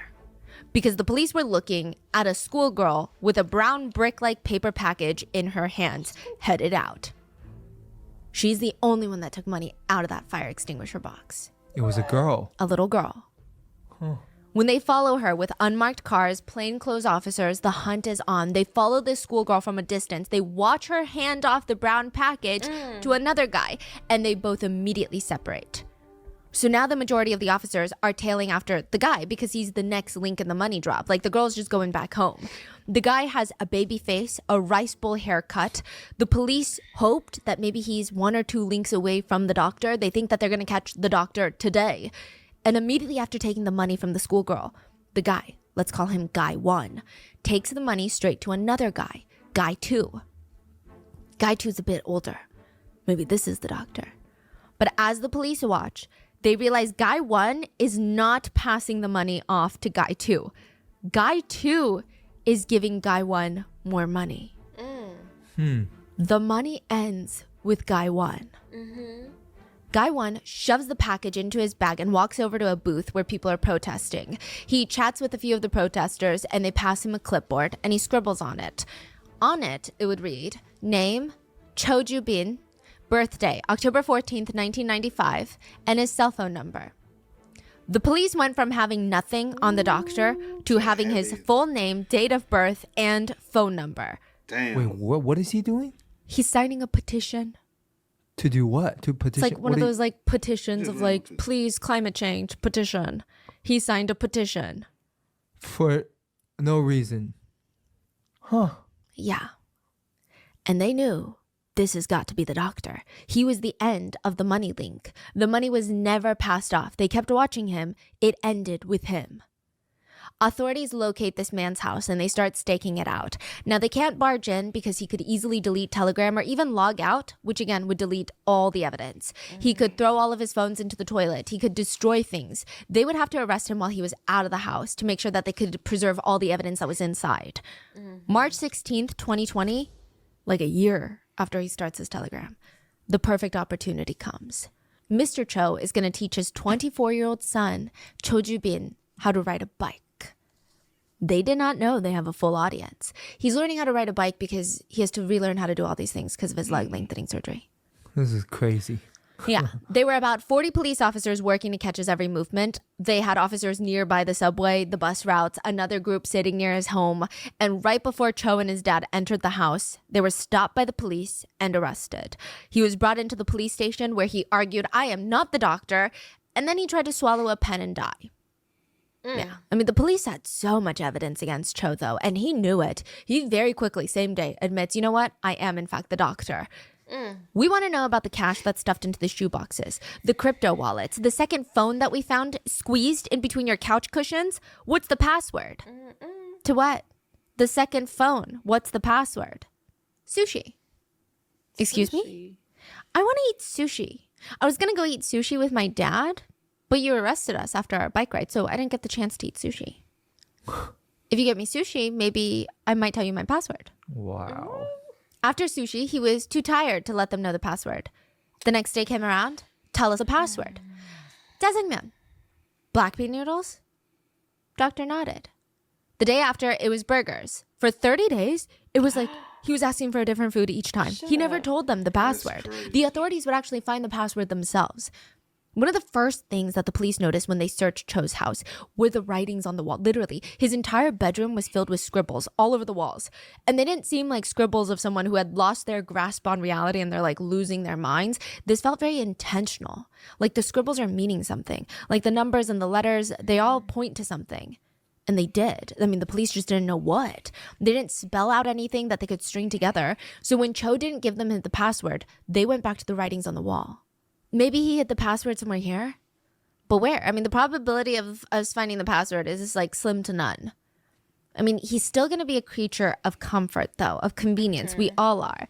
So they checked the writing near his desk where he might be using his phone. No, nothing. They checked the writing near the couch. There is no writing near the couch. That's in the living room. So nothing. The police look around the bed. I mean, he would use his phone in bed, right? They start scanning through the writings on the wall and none of them are working. They're like, try this one, not working. Try this one, not working. Then where the hell is the password? And then they look up. All the officers' heads slowly turn and on the ceiling was more writing. A password. It would unlock his second phone. In the photo album of the second phone were the personal IDs of many of his victims. Explicit pictures and videos were found of over 90 different victims just on this one phone. Wow. And a surprising conversation between the doctor and God of the Nth Rooms. God suggested if we go down, we should take all the victims down with us. The authorities had caught the doctor before he could make any videos public. But now they need to catch God. Because it seems like he's planning to take down all the victims with him. Experts who had been in the chat room stated, if Cho, the doctor, did this for the sake of money, God did it simply for the sake of having fun. Unlike the doctor, he had spread around the videos and photos pretty freely to other people, just so that he could further hurt his victims. If he knew that giving everyone the free videos was going to hurt his victims even more, he would have done it in a heartbeat. And there's this saying, if you can't beat them, you got to join them. So that's what Team Red was here to do. Team Red is like the Anonymous of South Korea. They are literally anonymous hackers. They saw the SBS and JTBC episodes on God, and they wanted to help. They offered their services to the police. They're like, we're going to catch God for you. They're like, how are you going to do that? We've been trying to catch God for like over a year now. We're going to do it by doing what he does. We're going to go fishing. A fishing link with a PH, fishing, is like setting bait for your catch. You send a link, and oftentimes the link looks like a legitimate, well-known website, like a link to a cybercrimes investigative unit or Twitter. They look legit. Now, side note, those were God's favorite links to send to victims to get all their personal information. So God played into his victims' anxieties. He would threaten to tell their parents about their photos or threaten to arrest them for producing pornography, which is illegal in South Korea. And because they were so anxious to not get in trouble, his victims would click on these suspicious links. And that's exactly what Team Red would do. They would message into the chat room, hey, God, there's been a new tip line opened up. They've been collecting information about you through this link. The preview of the link read, SBS collecting information about the Nth Rooms. God's finger hovered over the blue link, and then he clicked. They were in. Team Red now had access to his IP address, which Wi-Fi network that he was using, and the exact cell phone model he was using. Just like that, one click. One click. That's scary. Wow. The police would use those key factors to pinpoint his location, and they would go hunt down God. They were led to a junkyard, and in the midst of all the trash, they see a man standing there in front of them with like 10 to 15 phones just in his arms. The police seize his phones, they handcuff him, they get a full view of his shirt. It's like a black whale on his shirt, just like a whale shirt. Yeah. It was so anticlimactic, the police said it didn't even feel real. The God, who is now finally in custody, I mean, it was so clear he's no God. He also had a very similar complexion to Cho, the doctor. So both were on the, quote, heavier side with moon-shaped faces. That's how they're described by media. They're both very young, only 24, both of them. They're both like in college or just graduated. That's so crazy how identical they are. They're both really smart too. They both had really great grades in college and got into pretty prestigious colleges. God was an architecture student. Yeah. And Cho was a writing student. Very interesting, right? Is that why they thought Cho was really good at writing? Yeah, and he would use all these like very traditional Korean words that no young people use. That's why they thought he was 50. I see. But he's actually 24. So God, Moon Hyun-wook was finally in custody. And Seoul became Gotham City. I mean, Seoul was lockdown. 1 in 100 men. That is the estimate that netizens were circulating after this case went viral. 260,000 users of the doctor's room and the nth rooms. The population of Korea is 51 million people. That is 1 in 200 people, or 1 in 100 men. Technically, half the viewers of these chat rooms were not even Korean. They were foreigners. But that would still mean 1 in every 200 men could have been a viewer of these chat rooms. And then if you take out the kids, and that the number even gets crazier. Ordinary women who have never even imagined something like this could take place, they're forced to face the idea that someone that they know, someone at work, their boss, their pastor, their husband, brother, dad, son, could be a watcher. I mean, it felt like full chaos in the city. Churches are praying for the cleansing of the nation. Wives, girlfriends, sisters are demanding to go through family members' phones trying to find any evidence that they had visited these chat rooms. Other parents are frantically checking their children for injuries, like trying to force them to prove that they didn't harm themselves for videos. School administrators are busy trying to prevent students from circulating articles and speculations of who could have been in the nth rooms. Vigilante justice websites are popping up everywhere accusing random people of being nth room watchers. Some of them weren't even watchers. Some of them were. Colleagues are accusing each other of being watchers. People are terrified of clicking any link that looks suspicious because what if it downloads those videos onto their phone? I mean, how is anybody going to sleep comfortably at night knowing that these types of chat rooms exist and that 1 in every 200 men in Korea could have been on these chat rooms? So netizens, they demand a few things from the get-go. 1, they want the perpetrators' identities to be released. Okay, so in South Korea, there is a 7-person committee that votes on whether or not criminals' identities should be released to the public. Most criminal identities, by default, are kept private. So it's not like the US. They have to meet 4 criteria to even think about publicizing their identities. The 4 criteria are: the crime has to be violent and cruel. There must be sufficient evidence to prove the suspect has committed the crime.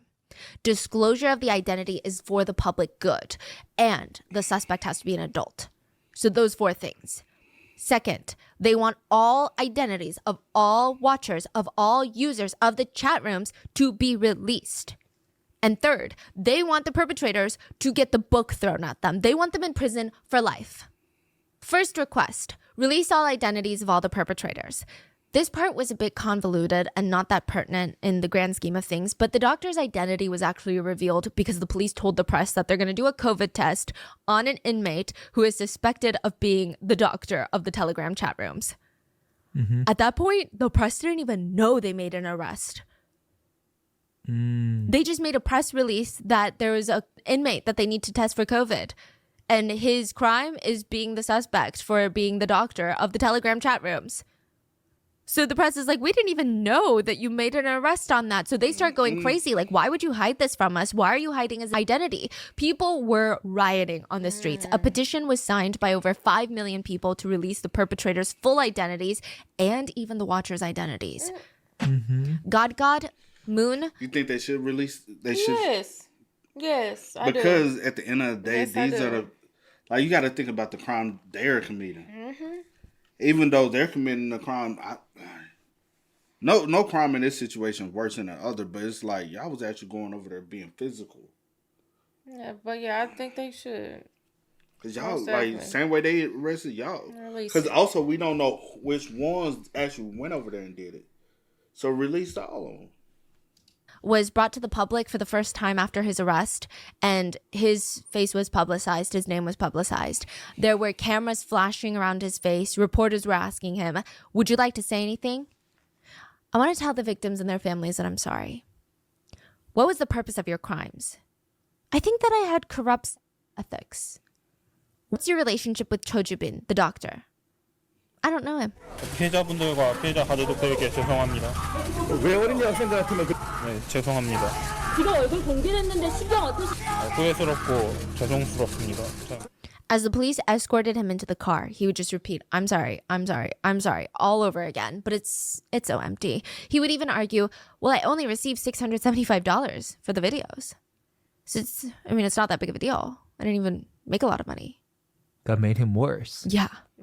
But his statement was considered tame compared to that of the doctors. After both of their identities were released, the doctor made a statement. He was first seen in public with a neck brace on because he kept trying to harm himself. He had a Band-Aid on his head. Okay, the reason I'm kind of like laughing at that is not because I think anything is funny, but it's so ridiculous. He just kept trying to harm himself in ways that were very clearly not harmful. Like he just had a Band-Aid on his head and you just know that there's like no wound or barely any wound there. Yeah. And also, I think at this point, it's one of those situations where who cares if he's in pain? Like, nobody cared. None of the netizens cared. Like, boo-hoo, we don't care. Now, he comes out to the public, and at first, his face is blank. He's just not making eye contact, staring out. And the first thing he would say is an apology.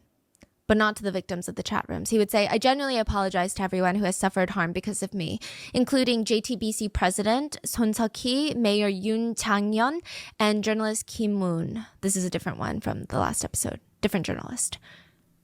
People were like, what? Why is he apologizing to not the victims? And why is he apologizing to these three people? This is so random. So in the whole quest to find out who the doctor was, these three people, he was like blackmailing them. He was stirring up shit. He was starting rumors. The chat rooms were attacking them. And now these three people have the influence and the political weight to impact his case. What? So it's speculated that's why he was publicly apologizing to them. The mayor, the JTBC president that controls the media, one of the major media networks of South Korea, another journalist that's been on this case since the get-go. The reporters asked him, okay, a lot of your victims are underage. Do you feel guilty about that at all? He just responded, thank you for putting a brake on the life of a devil that cannot be stopped. 멈출 수 없었던 악마의 삶을 멈춰주셔서 정말 감사합니다. Netizens and experts analyzed his statement, and that would really be one of the few statements that he would make in regards to his actions. They said by referring to himself as a devil, it seems like he was trying to put himself up on a pedestal. He wasn't saying devil as in I'm so bad, but it was almost as he's boasting that his deeds were unparalleled. That there was God, but he's the devil. South Koreans were not content with the release of the perpetrators' identities. They wanted the identities of the watchers to be released as well. So petitions with millions of signatures were being circulated and signed to demand a release. There was shockingly some pushback on this. Some netizens were complaining, I feel like I'm being treated very unfairly right now that I can't even go to sleep. I don't see what's so wrong with watching adult content that I rightfully paid for on the nth rooms. Rather than punishing the users of the nth rooms, they should go after the girls who filmed themselves to begin with because pornography and producing videos, explicit videos in South Korea is illegal. So technically, they're breaking the law. Police? What you about to say? A lot of these girls were not of age. Right. So what are you talking So it's about? still illegal. And forced to do things. So what are we talking about? And victims of a lot of assaults. Not you. Not we over here playing victim. Okay. Videos in South Korea is illegal. So technically, they're breaking the law. Police? Like, Yeah. he just... Outed himself. Yeah. Another netizen wrote that he was a victim by watching those videos. He said now he carries psychological stress of not reporting the videos when he should have. He said because he never reported it, and now that it was exposed, he feels like people are going to think that he's a watcher, which he was. Yeah. But like now he has a lot of psychological stress, and he feels pretty victimized. Yeah. Others proudly commented that they would never get caught. They said, well, I watched it all on a Google Drive and I actually never downloaded the videos, so good luck, idiots. Wow. I think so many people sign also probably comes from they want to know who's around their family, right? Because that's scary. I also wonder if a lot of people would bring up Enthrooms on purpose. Like, I feel like I would have done that just to kind of gauge energies of people, just to see how they react. And that's kind of interesting because people were circulating tips for the watchers on how not to get caught. So one of the threads going around was a list of all the petitions that were being made demanding harsher punishment and the release of all the identities of the users. The thread suggested that if you were a watcher, you should sign all the petitions with your government name. So in Korea, you sign them like with your government name. Because naturally, I guess human psychology would make the watchers want to distance themselves as far away as possible. So it was argued actually in these threads, like when people talk about Nthroom, don't say things like, oh no, I don't keep up with news like that, because immediately you're weird, you're suspicious. So the threads were advising, instead of distancing yourself from the case, you should lean into it. Don't shy away from it. You want to support the fight for justice so that nobody suspects you. Then there were some netizens who felt upset by the Telegram news because they never got a chance to watch it. They started taking to Pornhub and other explicit adult websites to see what the videos were about. The week of when the news of the Enthrooms really exploded, all these explicit adult websites had a spike in searches that included variations of the words Telegram, Enthroom chat room, Korean high school, Korean middle school, Korean chat room middle school. Wow. And this was not just in South Korea. It wasn't just South Koreans searching this. This was happening globally. So after hearing the horrors of the Enthroom, there were people who wanted to see it for themselves, for the pleasure.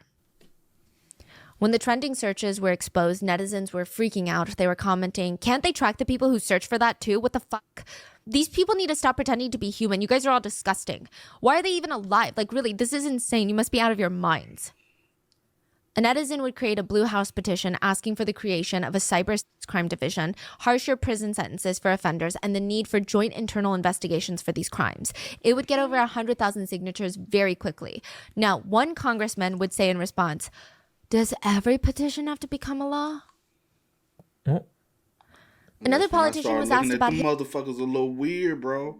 I swear, Facts. bro, the more we've done content Y'all like trying this, to defend stuff too much for me. The more like, oh, you remember that one clip I sent you?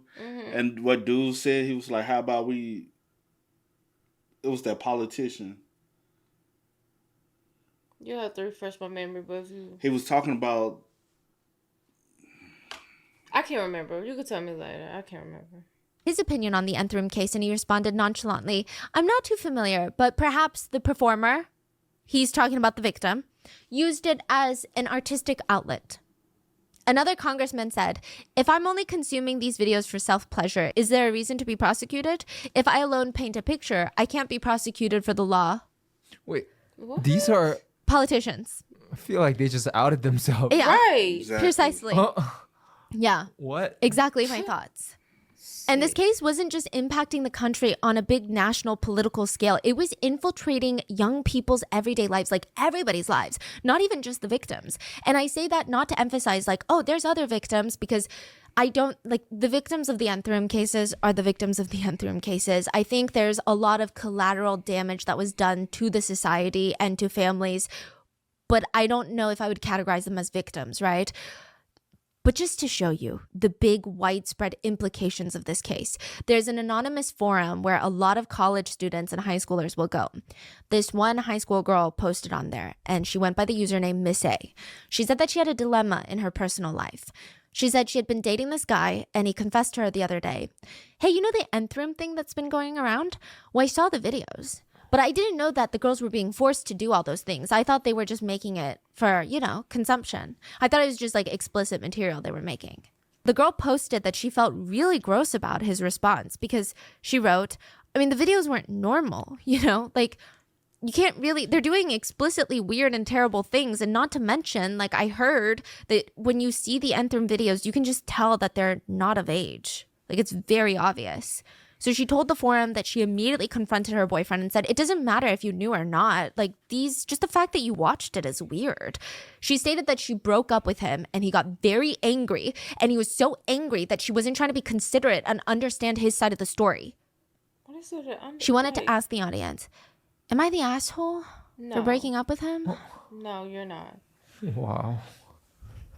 One rapper in South Korea went by the stage name Simba, and nobody asked, but he posted on Instagram saying, "The more the situation for the nth room becomes intense, the more we need to be level-headed instead of becoming hot-headed with emotion. I hope there will be a cold and realistic punishment for the perpetrators. Yes, this is a case that has become a hot issue among citizens, but that does not mean the users should all be sentenced to life. That would not be fair. Plus, that would be overlooking the precedent. You know, just because we're angry and about the case does not mean that we should increase the punishment. This could mean later, if and when your son or your brother ends up getting caught watching some pornography, that their consequences will be based on the results of this very case. What if this case becomes the new standard for society and they all get sentenced to life for watching explicit videos? This is so much more than about us being..." This ain't just explicit content, bro. This is like, you gotta think about it. It's the subject, like... Especially the ones that were watching it, encouraging things, asking for certain things, knowing that these girls were not of age. Not even just that. Those who were going to these docs' homes. All of that. And performing acts and recording doing all of that. The whole nine. Yes. Like, what are we talking about? Like, bro, what? And that just screams guilty, guilty, guilty, guilty, guilty. And then y'all get mad because other people... You can't get mad, bro. Like, y'all was preying on people. Like, y'all was... And then these are young people. Yeah. And then you want me to tell you another thing I think about, like, with this? I bet you any money it's not even just men watching. Yeah. I bet you any money there are some women that are getting off on it too. Possibly. And sickness does not have a gender. You're right. Because you got to think about it. But for you to be able to sit there and encourage the torture of other women, that's just even more like... I'll get sentenced to life for watching explicit videos. This is so much more than about us being upset and wanting the perpetrators to pay. The public reaction went as well as you would imagine. People were flooding his Instagram with comments asking him if he was one of the 260,000. Some said, just keep your mouth shut, okay? If you don't know what you're talking about, this random ass rapper. If my brother gets caught watching shit like this, getting sentenced to life isn't going to happen to him because I'm going to kill him myself. Other netizens tried to reason with him. They said, what if your sister or your girlfriend or your mother gets tricked into this crime and becomes a victim of these perpetrators? Would you still want them to be punished reasonably? Like, have you thought about it like that? The rapper responded to the comments and he doubled down. My dear feminist friends, if it makes you feel better, then go ahead and leave your hate here. I can't understand why such great people with great ideals don't have real Instagram accounts. But whatever. I can only assume that you can't read long statements because you're all stupid and lazy. But I'm truly amused by the fact that you thought that I meant, quote, I need my right to watch porn. I guess now the world knows that you guys don't have the brains. You know what? Go ahead. Find all the doctor-related people, even the ones you watched, and have them killed. I never watched it, so...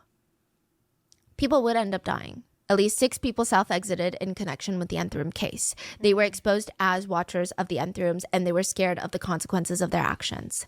Yeah. Don't be scared now, bitch. Well, my bad. Y'all, they did. But I'm just saying, why be afraid now? But the whole time you was watching it and you was enjoying it and participating, possibly, you wouldn't have. Oh, you participating by watching it? That's a participation. Yeah, I'm just saying, like, but the other stuff, yeah, like, cause. But no, but yeah, I hate that you. They could. Oh, my bad. I hate that you feel like that was your, I guess, only way out in this. Technically, but my thing is just. You did something. You were exposed. It. If there was any consequences that would be, handed to you, take it, face it, and whatever. Like, a lot of people was hurt behind this. Mentally, emotionally, and physically. And some of them probably won't be able to ever recover. You got some that won't recover at all. That is very traumatic. That is trauma. Lingering trauma. But y'all just expect them to get over it? This is whatever, get over it now. Bro, you got people who are carving in themselves. That is a permanent scar. Threading themselves, permanent scar. Like, they have permanent scarring that every time they look at that, it's going to remind them of this period. Like, you're watching this sick, gruesome stuff and getting off on it. And a lot of y'all are young. What? Even one of the youngest boys he had was 9 years old. Yeah. Watchers of the nth rooms, and they were scared of the consequences of their actions. Yeah, they could not stomach the idea of dealing with the consequences, but they could stomach the visuals of hundreds of girls being tortured. Right? So, I mean, do with that what you will. Yeah. It felt like every other day, news was breaking that another person had self-exited. Netizens had a lot of mixed reactions. Some felt bad for the families that they were breaking up, not saying that these people deserve to get off scot-free. Like, they deserve to be in prison for very long times. But it was likely a shock to wives, mothers, sisters, children. I mean, they were all collateral damage in all of this. Yeah. And then another rapper got in trouble for the exact opposite reason as Simba. So after the news broke that 6 men had taken their lives over the concerns that they would be exposed as watchers of the nth rooms, one rapper wrote, "This is making me so happy. If more of them die, I'll write a commemorative song. Let's all reveal all their identities." He even added a story of the Han River saying, "Let's go. This is the Han River, kiddos." Talking to the people who are watching. And he had mixed responses from netizens. Some netizens called him out for having a song 10 years ago that referenced underage SA. He was also found to be drunk driving a few years back, so he doesn't have the cleanest reputation. Okay. Others just analyzed the intention behind his message, and they said that he was encouraging self-exiting. Others felt kind of torn. They said, tough call. I mean, on one hand, we shouldn't celebrate.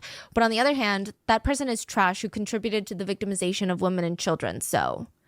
Another reads, "I wouldn't necessarily cheer for their deaths, but I sure as hell would not shed a tear for them either." True. The police tracked down 124 people in relation to the crimes, and 18 people were formally detained. The doctor and God were sick, but these guys were just as depraved and sick for helping these two. One of them, An Sung-jin, helped God, and he alone had distributed over 1,000 child exploitation videos. He even essayed a 12-year-old girl, and when he was asked, "Why would you do that?" he said he R-worded her out of, quote, "curiosity." Wow. Try to imagine saying that as an answer. Yeah. I don't even... And it's very interesting. I think the analyzation of these two perpetrators, the doctor and God, is that the doctor, Cho, is the definition of an incel. He hates women. He wants money. He wants power. And to a degree, he wants to be loved by a woman, but probably they have to fit a very unrealistic, bizarre idea that he has of what a woman is. He has bone-deep insecurities. Literally, he would break his bones and undergo one of the most painful cosmetic surgeries on the market just to be like 3 inches taller. He's 5'7", by the way, after a surgery. Yeah. Damn. He's willing to risk not being able to walk, not being able to do anything for a year after that surgery. So he's deeply insecure, and he also has a tendency to blame women collectively for everything bad in his life. He also has a clear fixation on money and power. Money gives him the power, and that's his end goal. He's chasing the power. All of those combined create the definition of an incel. The doctor was an incel who wanted money and power, but God, he was just a sadist. He just got off on the pain. It wasn't even really the power. It was just the pain. So it's the case of the incel and the sadist. And all of Korea wanted to see them burn. But just because you want a bonfire doesn't mean you're going to get one. If Doctor and God had posters on their walls of their biggest inspiration or hero, it would probably be a tiny Korean guy in a baseball cap. His name is Son Jung-woo. We're going to call him Jung-woo. And he got away with running the world's biggest, most prolific CP website on the history of the internet. He was only 21 years old. Authorities who worked on this case stated by volume there were more CP videos on his one website than they had seen on any other dark website before this. And it was confirmed by the National Center for Missing and Exploited Children that half the videos on there were originals. They were unique pieces of data that had never been seen before, meaning they had been made for the sole purpose of being uploaded to Chongwoo's website. So this was before and through. He was arrested a year before Nthrum, and that's why his name comes up a lot when the doctor and God were being arrested, because they were assuming, netizens are assuming that their sentencing is going to be very similar to his sentencing. Now, the website that Chongwoo had was called Welcome to Video, and unlike the Nth Room and the doctor's room, you had to be on the dark web to access it. The banner of the website read, "Do not upload adult content," because the creator, Chongwoo, wanted CP. He wanted mainly videos of infants. At its peak, the website had 1.2 million members and over 250,000 unique videos. Again, that means videos that were not seen anywhere else on the dark web prior to this. New victims, new acts of violence produced exclusively for this website. Content was downloaded over 1 million times. Users were encouraged to upload their own videos. Chongwoo, the founder, would encourage users to kidnap infants, film them, R-wording the infants for the sake of producing content for his website. And they did. So a lot of FBI investigators who tried to take down Welcome to Video, they said, you're kind of expecting videos of maybe people that are in the teen range, 13, 16. The most popular search terms were 1-year-old, 2-year-old, 4-year-old, young infant, and babies. Oh my God. The youngest children being abused on that site were only 6 months old. In exchange for this type of content being uploaded, Chongwoo, the creator, would give those users rewards points, which could be exchanged for video downloads. So they ran very similar to the Telegram chat rooms. It's speculated that the Telegram chat room creators, God, the doctor, they were inspired by Welcome to Video. So we think that the doctor is inspired by God, but perhaps they were both inspired by Chongwoo from Welcome to Video. But he was caught. Yeah, so Welcome to Video actually flew under the radar for a really long time on the dark web, and it wasn't even discovered by South Korean authorities. And it's not even just a South Korean. The founder... I don't want to say founder. I don't know what other word to use. Chongwoo, right? He's South Korean, but this was a global issue. Like, this was discovered because people in other foreign nations were getting arrested and they found Welcome to Video on their computers. It was terrifying. Like, they had never seen anything like this before. The US gets involved, and oddly enough, the IRS would be the ones to take down the website because it's financial fraud. Yeah. The IRS has like their own investigation team.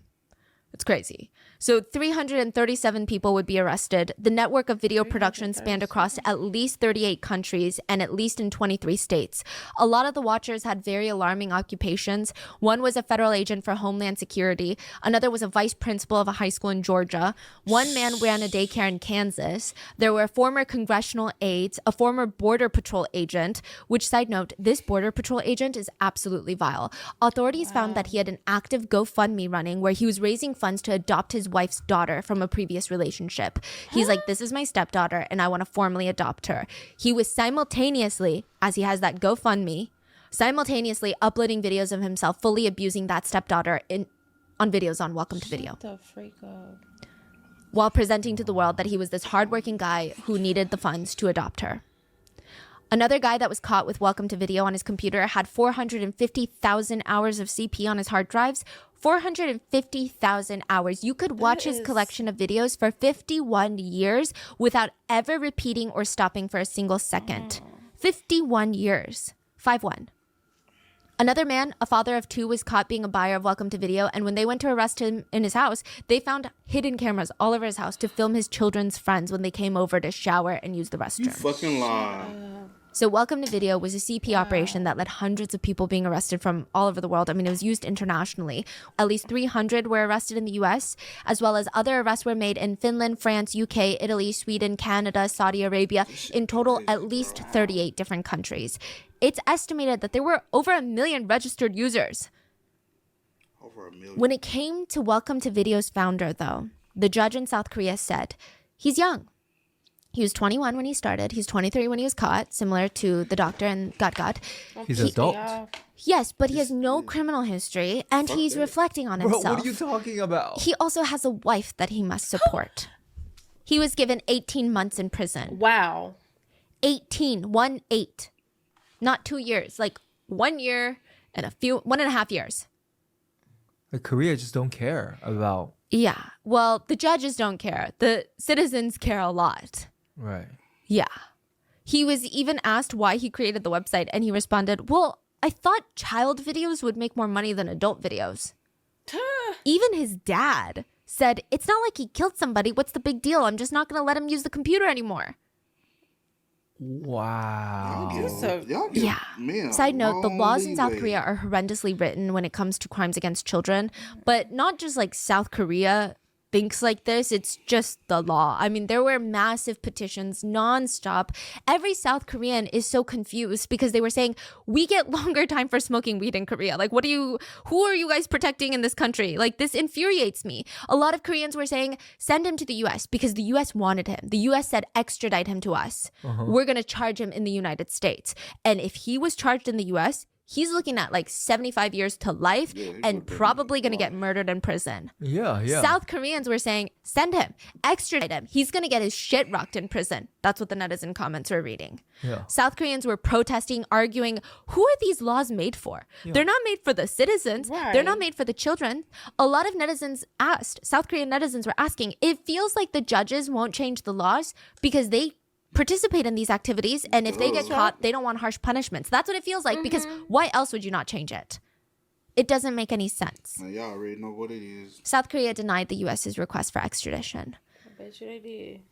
Yeah. They said that they needed to investigate him for illegal gambling. Gambling is illegal in South Korea, and they said he used some of his profits from Welcome to Video to gamble, and that's illegal. Yeah. He made a few $1 million while the site was up, which is crazy. And he used some of that money to gamble, and he was sentenced to 2 years additionally, which is 6 more months than what he got for the distribution of CP. So illegal gambling, he got 2 years for CP and running one of the months. craziest. Man, we already know what that means. That's wholeheartedly. Well, I was using this site too, and I got to be a little lenient with them because I don't want my secrets coming out. That's exactly what that. At this point, you can't tell me anything different. And I don't care who it is. You can't tell me anything different. Bruh, I ain't gonna hold you. Bruh, do you know, like, every video we do now that has anything with this subject matter, like, as far as body cam, it automatically gets flagged for controversial throughout the video, and they cannot show it. And I'm like, please explain to me. And I'm like, it's on YouTube. We don't react to anything that's not on YouTube already that's being monetized or whatever. But y'all come at it because, hey, this is a controversial topic. How is it a controversial topic? Because even the body cams, you remember that one we did when they was in an 18-wheeler and they went on a high-speed chase because they were wanted for that? It got flagged. All it was about a high-speed chase. That's it. But it's the subject matter of why they went on a high-speed chase is because he was on that same time, and they were like, I'm like, bro, how? Makes why? No sense. Nope. And it just keeps popping in my head that those who are participating in that are trying to limit the exposure of it. Mm-hmm. Because recently, even the pastor dude, 6 months. They were just sentenced to 6 months for assaulting a 12-year-old. Was it? I think she was 12 at the time when he was assaulted. Yeah. 6 months. 6 months. And he probably was like, yeah, who are y'all really? He's like, I could do 6 months, but trust me, I know all y'all secrets. And they like, yeah, we'll do 6 months. We'll let you do 6 months. Dark web CP websites, he got 1.5 years. Yeah, and he was not extradited to the U.S. Wait, so when was this? This was 2018, a year before. Oh, shit. God, and the doctor. Is he out? Yeah. Yeah, I think so. Yeah, he'll be out. Yeah. So, what? It's absolutely insane. Yeah. He's still doing it. So if there's any comparison to the amount of time that the doctor and God are going to get, this was the best case reference. And South Koreans were terrified. I mean, they were scared that this was going to happen again. Netizens were commenting, when I played Monopoly growing up, I used to wonder if there really was such a thing as get out of jail cards and if they existed in real life. And it turns out they do. Yep. In our country, Korea, it's just called having a penis. Prosecutors requested life sentences for both, arguing that these crimes were unprecedented in history and that Cho, the doctor, clearly had zero remorse. Netizens really hoped that the government would listen. I mean, they were commenting, I hope these two get sent to the nth circle of hell. And in the end, the doctor, Cho, was sentenced to 45 years in prison. That's it. The judge said his behaviors caused extreme pain on the victims and they are demanding of severe punishment. So I guess in their minds, technically compared to the previous cases like Welcome to Video, it was a lengthier sentence, but it's really nothing in the grand scheme of things. It would later be appealed and he would get 42 years. Meanwhile, God was sentenced to only 34 years in prison. It's speculated that he was actually given less time because he didn't have strong financial gains from his crimes, which I feel like the opposite. It's like he's even, I don't know. A lot of netizens argue he's worse because he wasn't even doing it for money. He was literally doing it for the sake of it. Yeah. One victim said, why can't they just seek the death penalty against them? What happens if they get released for being model prisoners? Then what? And then August 2021, a blog went up on Naver and it was titled, I'm Cho Ju-bin, aka the Doctor of Telegram. There would be a total of 6 articles posted and the blog would open. I opened this blog and Instagram account as channels to express my opinion, which is the truth. I know I'm offending people writing this stuff, but I'm not trying to deny my sins. I want to selflessly admit what I did wrong. Wait, this was when he's in jail? Yeah. What? His dad was doing it for him. What? Cho admitted that he produced and distributed abusive material. However, he did not agree that the chat rooms were like a crime ring. He also believed that because some of the evidence was illegally collected by the police, that meant that he can't really be charged with that evidence. He can't, like, that shouldn't have been in the trial. When it comes to his sentencing, Cho, the doctor, asked us the question of, he asked the public. It's so funny. Like, okay, you're doing illegal shit. That's illegal. Yeah. So you're not following the law. And now you turn around, you're like, by law, those are not legal. Right. So the police can't legally. Yeah. It's like, shut up. It's so dumb. It's so dumb. And he asks the public, the trial is over and I can't turn back time. Even if I talk for 100 days, it's not going to do me any good. So trust me just once. Let go of your doubts. 42 years in prison. That's the weight I have to bear. Was what I did really that bad? And also, is it okay to mock someone like this? Does this make sense? Do you think this case is resolved because of my sentence? Oh my God. No, it's wrong. This even shows more that he has no concept of what he did. It's unfair to receive such a long sentence. He stated that the victim's statements were not true and that he was unfairly and heavily sentenced. He said, the sentence against me is a declaration that the law has been defeated by public opinion. What a joke. Yeah. He has zero remorse, and I don't think any of them are going to get any vigilante justice in prison either. South Korea has pretty relaxed prisons compared to the US, and there does not seem to be a strong association with offenders getting poetic justice behind bars. The Dr. Cho even had time in prison to make a pen pal. Do you guys remember the child star killer case we covered recently? A child star married a man, ended up cheating on him, and he mysteriously died in a cliff jumping incident. He became her pen pal, giving her tips on how not to incriminate herself and how she should not talk to the police. She should not work with the police.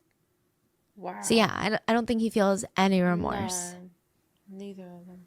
One citizen wrote, since our country does not have the willpower to punish these criminals, at least send them to the US or send them to North Korea. Send them to the correctional centers there. We don't have to spend our money, our taxpayer money. We can just outsource these things since it doesn't seem like we're going to improve our system anytime soon.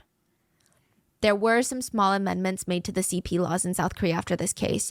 They made changes so that possessing, purchasing, and viewing illegal content would have imprisonment up to 3 years, or you could be fined $23,000.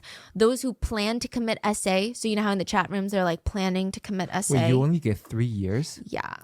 So those who plan to commit SA would be sentenced to up to 3 years, and the age of consent was raised from 13 to 16 years old. But is this really enough to stop the chat rooms? Reporter Kim from the first episode said, Every day, there were dozens of different chat rooms appearing and disappearing, copycat rooms, spin-off rooms. I mean, at the time of our investigation, there were hundreds of rooms with some variation of the nth room in their names, even if they weren't run by God. Like Project N. Project N was a chat room on Telegram that was created by Pemuge, and he would essay middle school girls, post the footage into his room. He produced and distributed 76 different pieces of content. He was only given 5 years in prison. Or there's another case dubbed the second nth room case. 10 men, including middle school and high school students, were arrested for distributing CP through Discord. So not Telegram, but Discord. They originally ran their CP operations on Telegram, but after God and the doctor were arrested, they moved their operation to Discord. Now, this particular case was really disturbing for South Korea because the quote producers in the operation were minors themselves. Yeah, see, like that's said. The examples. And the consequences are so low for minors in Korea. Yeah, and they were selling these videos, like full essay videos, for $8, $23. And it wasn't just in Korea. November 23rd of 2022, an Australian who is ethnically Korean, Lee Sung-il, was accused of threatening underage girls and creating videos of them to spread on Telegram, just like God and Paksa. He operated close to 30 Telegram chat rooms that were very, very similar to the doctor's rooms. Those are just the ones that we know of right now. But who's to say there aren't more? I mean, I don't think that ended with the doctor or God. But that is what we have with the nth rooms and the doctor's rooms. What are your thoughts? Please stay safe, and I will see you guys in the next one. Bye. It's sad because... That's heartbreaking. That was heartbreaking. It's sad because I'll say this, even like in a situation like that, you still got all these apps and everything, and they're still not being regulated. Right. So what prevents one from starting another one up today? Facts. 2, 3 years from, especially if y'all not gonna do anything about it. Yeah. Like what prevents someone saying, you know what, I enjoyed that. Let's get that started again. Because y'all got the operators, but y'all didn't get the people who were financially providing the finance behind it. Y'all didn't get the people who were committing the crimes of it. Y'all didn't take that initiative to implement penalties on them. So those are still people who are out here fiending for their content. And who knows, they might have started another private group. And because I'll say this, they only going to learn to do better. Try to be more careful about it. And they'll get to the point where it say, hey, if you don't personally already know somebody in this group, you're not going to be in it. And then you have to kind of how it'd be like an invitation thing. Like, but you have to know. And then you have to get approved by the admin or something. This person had to vouch for you to the admin. It's still going on. It's still happening. Shit weird, bro. And that's sad, man. And like I said, and that's what I really feel like a thing that people got that's real big right now is because, like, even when we do the videos, I be telling C, I'm like, damn, bro. Like, I knew this shit was a thing, but I didn't know it was this bad. Yeah. Y'all are literally going to these girls are in their homes, and y'all are going to them, telling them come outside. So basically, we can take what we want from you, and if you don't, we're gonna really violate you in a whole different way. And so with that pressure, y'all make them want to be like, okay, I'm gonna just go outside and do what they want me to do.